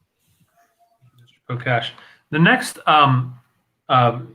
portion of this debate is a candidate-to-candidate question. And we will begin, it looks like, with Mr. Hornberger.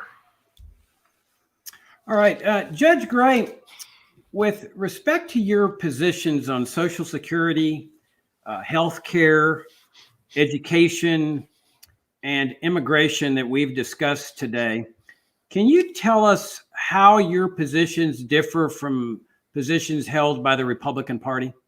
Good heavens. Boy, what a softball question. Yes, indeed. If we go to the degree of saying we're going to abolish Social Security, we're going to abolish Medicare, I was raised in the 50s and 60s. We had really good medical care back then. Competitive, like you said. We didn't have any absence of emergency rooms. People were getting emergency care and other care too.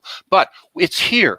It's what there is. So let's recognize it. Just because I recognize the reality doesn't mean I embrace it, which is a word that you used. No, I don't embrace it, but I'm going to show people how limited government will be so much better. And in fact, you can show them that military schools, private schools, they don't have nearly the administration. Hey, bring in excellence, competition. Let's bring in competition to a school, bring in competition to healthcare. But if we don't win an election or we don't get those words out, it's not going to be helpful. It's not going to be successful. We show our young people, hey, this deficit is a burden on you. You are bankrupt. I'm about to expect my first grandson today, by the way. Hudson, bless you. But he is bankrupt as we speak. No, these are things that libertarians will bring. Incrementalism is a good thing. Yes, the American people are smart, but let's show them how they too can see, wait a minute, this isn't necessary. Private sector works better. The government is involved in crony capitalism. Libertarians would not be. Libertarians are the only party that aren't going to profit by being involved in government, as opposed to Republicans and Democrats. This is what I stand for. This is what I've done, Jacob. And I think that you should be a little more proud of me. It's kind of desperate to keep calling people names, but at any rate, I'll let you run your own campaign. I will run mine. I'm proud of what we're doing. And if we do win one state, that will be a revolution that will really gain attention. And then we'll make progress. I don't care for attention. I want progress, and we're going to result in that. Thank you, Judge Gray. Mr. Whitney, the next question is yours. Okay, so my question is for Jacob. I've said if Justin Amash is the nominee, I will not. Yeah, can you hear me? Hello? Huh? There we go. Okay, so my question is for Jacob. I've said if Justin Amash is the nominee, I will not support him. I think if it's a betrayal of the brand. So I'd like to ask your opinion on this, and if you get it right, I will endorse you as vice president. Vice president with you? Well, we could do that. We could do that.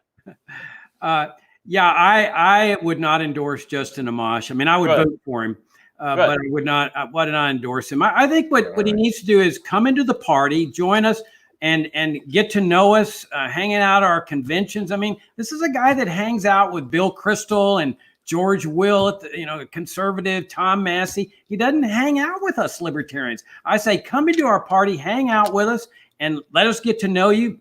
Let us know where you stand on these conservative issues you've taken, like sanctions against Iran and the stimulus bill, which is an abomination, sending kids to the CIA. And then over a period of 4 years, then we can see, hey, let's see how things go. But to come in here at the last minute and circumvent all the debates and the crucible of debates, I just don't think that's right. I absolutely do not think it's right. And so, but I've always voted Libertarian, and I will vote for whoever this party nominates. Thank you, sir. The next question is from Judge Jorgensen.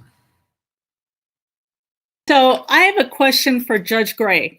Whoa, I'm sorry. Let me start my timer. I'm not used to having a timer. I'm sorry. And I get 1 minute, right? Right. I'm not. Okay. So I just started it. Okay. So Judge Gray, when you were the Libertarian VP nominee in 2012, your list of 13 primary issues, including having government combat childhood obesity, synchronizing traffic lights, mandating that auto insurance be no fault, converting the U.S. to the metric system, reclaiming our borders, and adopting a revenue-neutral fair tax. As a libertarian, why did you consider these to be among your primary issues while not including issues like bringing home our troops and cutting overall federal taxes and spending? It seems like a topic like childhood obesity is more relevant for perhaps a Democratic First Lady rather than a presidential nominee from the Libertarian Party who wants to reduce the size and scope of government. And Joe, thank you. I'd forgotten those things. I agree with you in many of them. Ron Paul said, it was his statistic, that there's something like 400 military reservations that we have around the world. And we could close 300 of those without even half trying. We should audit those things. We should look at, for a fair tax would be, well, anything would be better than what we have today with regard to the income tax. I just signed mine about a week ago, and I'm modestly intelligent. I can't even understand my own tax return. So we should go to something simplified, much less intrusive, and those are very important things. Yes, childhood obesity is important. It's not a federal issue. I don't know how that wandered in there. It just isn't. But yes, our troops, we would require today, on my issues, a declaration of war. By the way, that's in the Constitution, and we would not have any of our troops serving in combat longer than 60 days without a declaration of war. That's hugely important. The deficit is hugely important. Those are the things we look at now, and those are things that will get people's attention, and we will be able to provide help for our country, particularly in this polarized world that they're in. They're grasping, they're anxious to have a third voice. I think that I can be that with Larry Sharp. We will do that, and you'll certainly have a spot in our cabinet, Joe. Thank you. All right. The next question is from Mr. Kokesh. Thank you, Chris. My question is for Jacob Hornberger.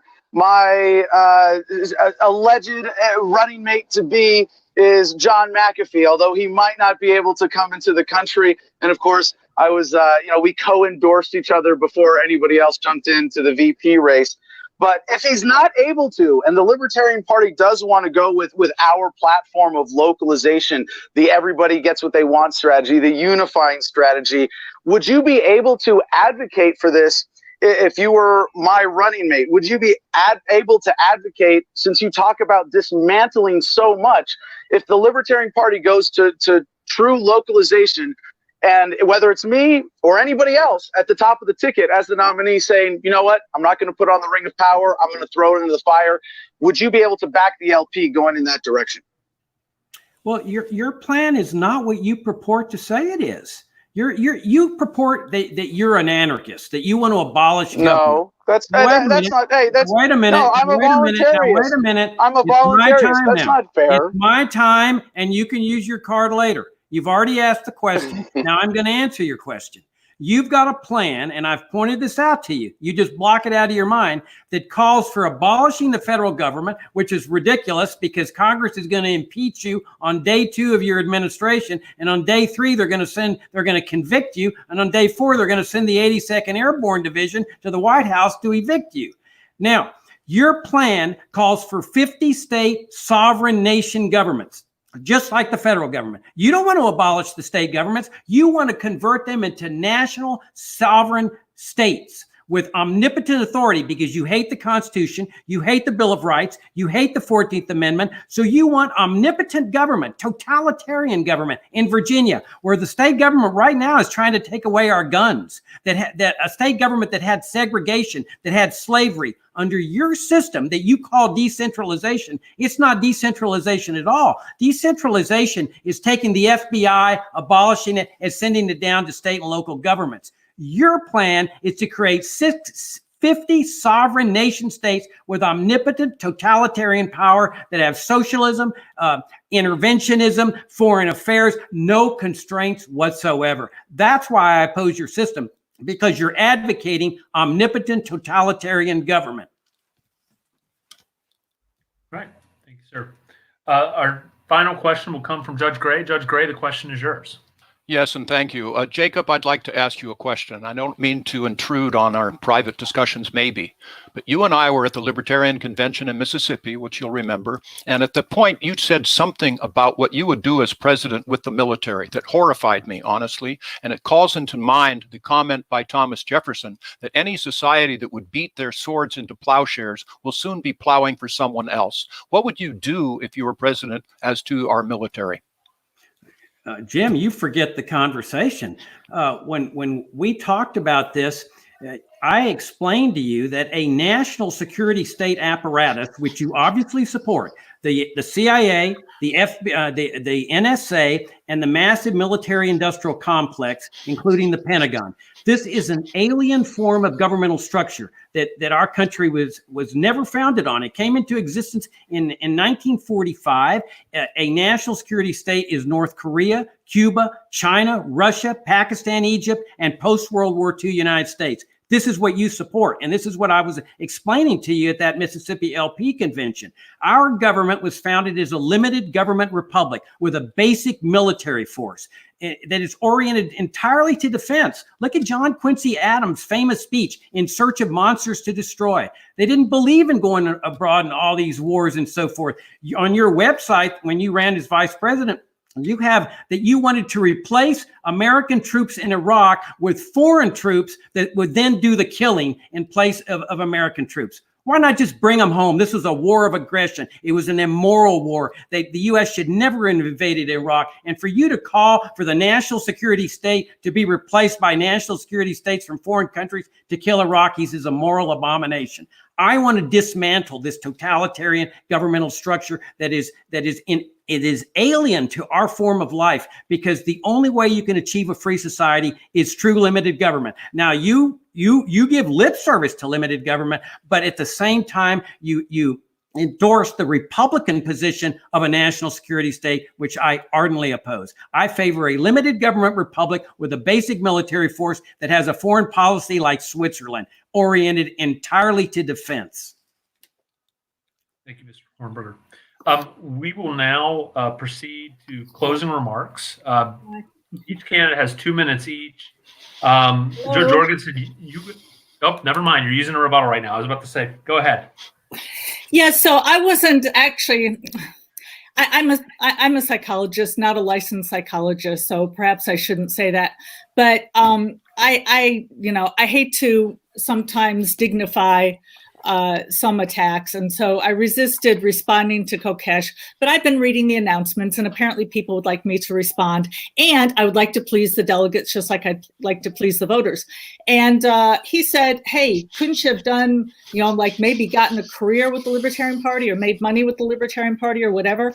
I'd like to point out that you said Not what I said. Okay.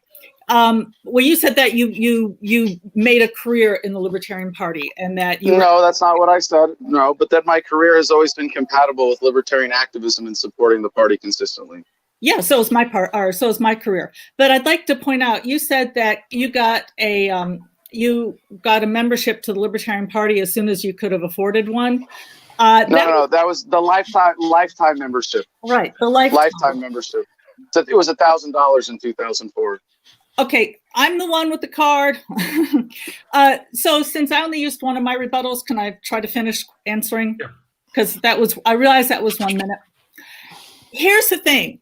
The business that I was in, you can tell I'm a true libertarian because my company duplicated software, computer software. So yes, I was in the computer business, full-fledged libertarian. What I did was I copied floppy disks first and then later CDs.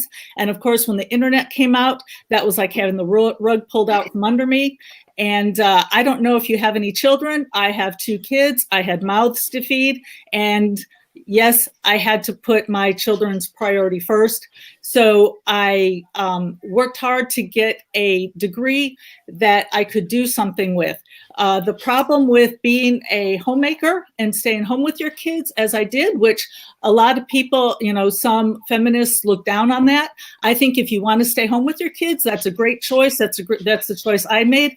I had no way to get out there and earn a good living in the marketplace. So I did what I needed to do for my family. But I did not turn my back on libertarianism. I just did more background stuff. Thank you, Mr. Jorgensen. All right, we're now going to move to the final closing remarks. I am going to assume that each of the candidates that has remaining cards wants to use their time for their closing remarks. Mr. Jorgensen, you had 1 minute left. You had 1 card left. Judge Gray, you had 2 minutes left. Mr. Whitney, you had 1 minute left. Mr. Kokesh and Mr. Hornberger have used their cards.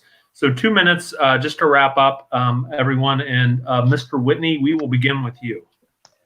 Okay, so I think there's a clear distinction that is formed here tonight. I think if Justin Amash gets in, then you're going to have 3 lawyers to pick from. And the media is going to be bored by all of them, right? Because lawyers are boring, and we don't need any more lawyers in Washington. My story of the law, however, is very interesting. It's interesting, it's funny, it's poignant, it's sad. I represent 25 million people that share my civil disability, most of whom are not even allowed to vote in this country. So the libertarians might want to think about that. 25 million, that's quite a few people. And I think there ought to be a 28th Amendment. I think that amendment ought to say the right to vote shall not be infringed. I think felons ought to be allowed to vote. They retain the high office of citizen when they go into prison. I think it's a great way to tell them that we want them to be civically engaged. And these are the only citizens that we live among who have the opportunity to live the entire Bill of Rights. And I just want to draw the distinction also between Adam and the lawyers. Adam opposes the Bill of Rights. A lot of the people in the party these days, they say you don't get your rights from a piece of paper. But your rights are secured by this piece of paper. So as president, my job is that if Adam Kokesh is the only citizen of the United States who wants to have a house full of guns and 300 million citizens oppose him, the Second Amendment commands me to defend Adam, to defend the individual. And that's what our system is all about. That's what our party is all about. It's about the rights of the individual. I'm the only candidate that's taken a stand against political censorship in this entire campaign. It cost me a lot of trouble that would not have been a problem 10 or 15 years ago in this party, believe me. But it is these days because people are looking for a friend. I don't want to be anybody's friend. I want to do business. I want to take it to these criminal organizations, the Democrat and Republican National Committee. I think everybody here today wants to end the war on drugs, the war on trade, the war on terror. I think everybody here today, all these candidates agree we shouldn't spend money we don't have. The American people agree with us 75% on those issues. As your nominee, that's what I'm going to be talking about. I'm not going to be talking about entering into a racketeering conspiracy to end Medicare and burn your grandmother in the alley. I'm not going to be doing that, right? I'm going to be looking into the camera because I know where the camera is. It's going to be fun. It's going to be exciting. The major media will love it. And Donald Trump and Joe Biden will be shitting themselves. Whitney 2020. Thank you, Mr. Whitney. The next closing remarks will be from Joe Jorgensen. Joe, you'll also have 3 minutes. Okay, thank you. So when I first joined the Libertarian movement, as I said earlier, people told me, when I said freedom is great, liberty is great, and people deserve to keep their own money, and the government shouldn't have to take care of people. We should be able to take care of ourselves and, of course, help each other without the government. And it sounded like a great system to me, but I was just so disappointed and shocked by the response I got. I kept hearing people say, oh, you're just selfish, or you don't care about the poor, or the one that's my favorite, which was, well, not everybody's as smart as you are. We have to have Social Security. And I was just dumbfounded by, I couldn't understand why people didn't see what was clearly so logical. Well, as I mentioned, my background partly is in computers. So yes, I've got the logical thinking behind that, the math and science degree behind that. And it wasn't until I sold computers for IBM and then later built my company up to be $2 million company several years ago that I realized that when you sell anything, you need to sell the benefits, not the features. So instead of going around and saying liberty, what we need to do is we need to show voters how we can help them with their problems. So we need to explain how libertarianism can give them better quality schools, how having the government out of schools can help get their kids a better education and also allow them to have the education they want, where their kids' braids aren't being cut because the government says they have to cut their hair. We can show them how we can have cleaner streets, safer streets, reduce crime. We can show them how, with a libertarian solution, we can reduce healthcare costs so that you can actually afford to go to the doctor. And last, explain how we need to bring our troops home now. As I've mentioned, I want America to be one giant Switzerland, armed and neutral. We would have a much safer country. We wouldn't be getting into all of these wars around the country. We would save lives. And the thing is the military is supposed to be there to protect us. And what's happening is the military is actually making our lives less safe. So as your candidate, I understand that I need to go out and talk about what the voters are excited about. That's why I want to go out and talk about the environment, not because I'm not excited about it, but that's what the voters want to hear about, especially the young voters. Same with healthcare. We need to explain how the free market is the answer to what the problems are out there. JOJ2020.com. Thank you. Joe, before we get to the next candidate, just a reminder for our viewers, lpky.org/vote for your favorite candidate. Just wanted to make that pitch again. Mr. Kokesh.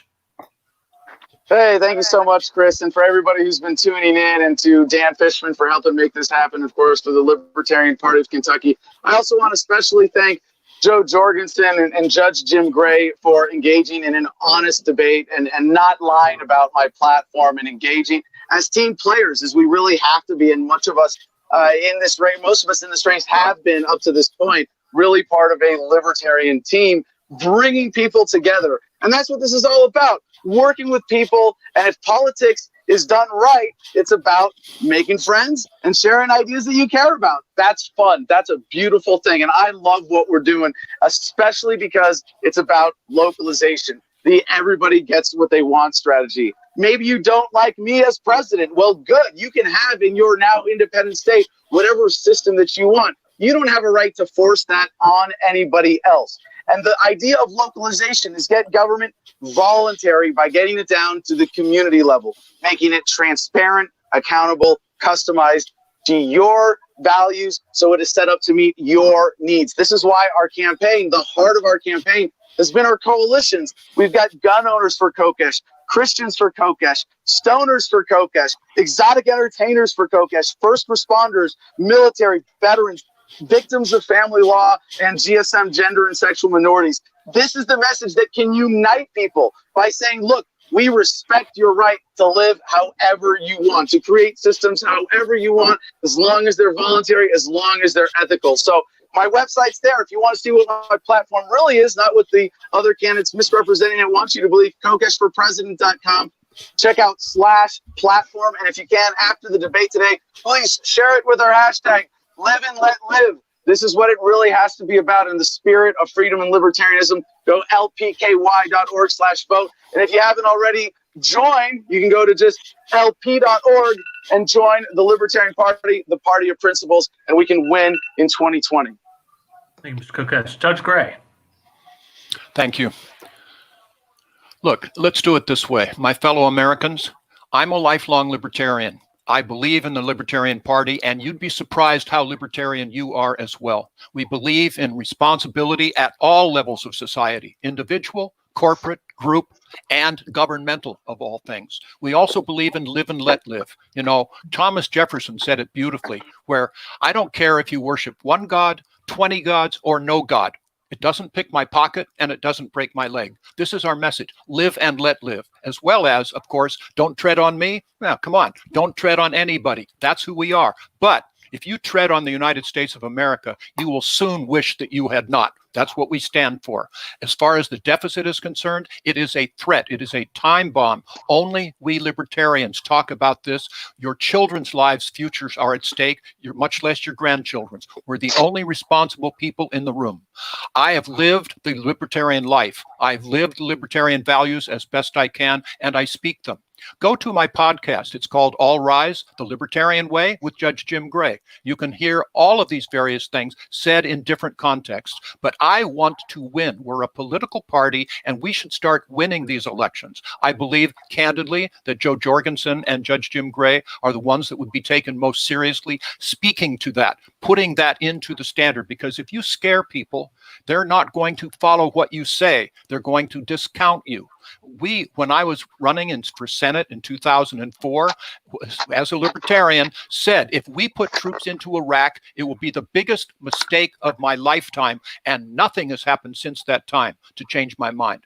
My fellow Americans, what is the goal today for our troops in Afghanistan? We haven't had a declaration of war where at least we could have said, who is the enemy? Where are they? What is the goal? How will we know when we've won those goals? It's not there. We should bring those troops from Afghanistan home. Just spouting out, oh no, let's bring all these troops home. No, address it with people. Explain it to them. Because Tip O'Neill, I'll bet this is the first time a Democrat has been quoted on this show, but Tip O'Neill once said, politics is personal. And he was right. This is personal. And if you scare people like, I'm going to abolish Medicare, I'm going to abolish the federal government, things like that, okay, we're intellectually purist, maybe, but we're not going to make progress. If we win one state, we're going to try to win 2 or 3 and send it into the Electoral College. But if we win one state, that will be a positive revolution for the Libertarian Party. That is our goal. If you nominate Larry Sharp to me with Judge Jim Gray, the two of us will spend our time there. He's cleared the boards. So have I. We'll spend the time. We'll spend whatever resources we have, and we will do you proud. We're going to quote Milton Friedman, who, by the way, when I was running for office, gave me a check that was a maximum donation. I almost didn't cash it and framed it, but I took a copy instead. But if Milton Friedman gets behind me, that's the thing that people, libertarians, should understand. Milton Friedman said one time, we should judge our programs by their results, not their good intentions. If we were just to get that across to our fellow Americans, it would be a positive revolution in our country. We libertarians can do that. So that's where we are. You know, yes, I recognize that we do have Medicare. It was a mistake. It's taken us down the wrong road. In fact, on the stump, I say, look, if you want your health care to be governed by, in effect, the equivalent of the Department of Motor Vehicles, we're well on our way. No, I don't want that. You know, if you want to to lead the world in the incarceration of our people, where the United States of America has 5% of the world's population and 25% of its prisoners. I, Judge Gray, stand up and say, no, there are tens of thousands or more of people who are incarcerated in our country today that simply flat out should not be there. And the system should be better. I stand for better progress in the criminal justice system. I've been there. I will do this for you. I promise we will do you proud. Thank you, Judge Gray. Mr. Hornberger. Yeah, when Bill Weld was grooming himself to be the nominee for this election, 2020, the Washington Post published an article by George Will that said, "Can this man save conservatism?" And I'm sure that Judge Gray would consider that a great compliment. Mark Whitney would consider that a great compliment. I consider it an absolute insult. I have no interest in saving conservatism. I want to bury conservatism. It is a morally bankrupt philosophy, as morally bankrupt as progressivism. Libertarianism is a radical philosophy. There's no question about it, but it's a beautiful philosophy, and it holds the answers not only in a moral sense, but a way to get out of this. It's not that people are afraid of freedom. It's that Jim's afraid of freedom. That's the problem here. It's that Mark's afraid of freedom. Jim talks about the Constitution. Where in Article 1, Section 8, does it authorize these socialist programs that were brought into existence by two Democrats, Franklin Roosevelt and Lyndon Johnson? There is no constitutional authority. Jim talks about the deficit. And then on the other side of his mouth says, oh, but I favor these massive socialist programs along with the national security state that total $3 trillion. I mean, this is standard Republican talk. You know, we're going to reduce government spending, but we're going to keep these massive socialist programs. They don't believe in people. They don't believe in freedom. They noticed how they talk, that people are going to be dying in the streets if you abolish these socialist programs. That's saying liberty doesn't work. Freedom doesn't work. You can't count on younger people because they're bad people. That's nonsense. We libertarians have to instill that faith in people, where people believe in themselves, where you don't need this coercive apparatus, where children will step up to the plate and help with parents and grandparents. They have a right to do that. That is our heritage. No IRS. People keeping everything they earn. If this party wants a Republican-led campaign, they could bring in Jeb Bush. But I'm not that candidate. I want a campaign of principle for the party of principle. Thank you, Mr. Hornberger. For the folks watching at home, just one final reminder, lpky.org/vote. Vote for your candidate. This will conclude this evening's debate. I wanted to thank the candidates for their time this evening. Thank you all for participating. I'd like to thank Christy Kendrick and Scott Filback with the Libertarian Party of Kentucky for helping to organize this and getting with everybody's campaigns. We will have multiple rounds. So again, lpky.org/vote will help your favorite candidate get into further rounds. The voting will close 1 hour from now. So go ahead and please vote while you can.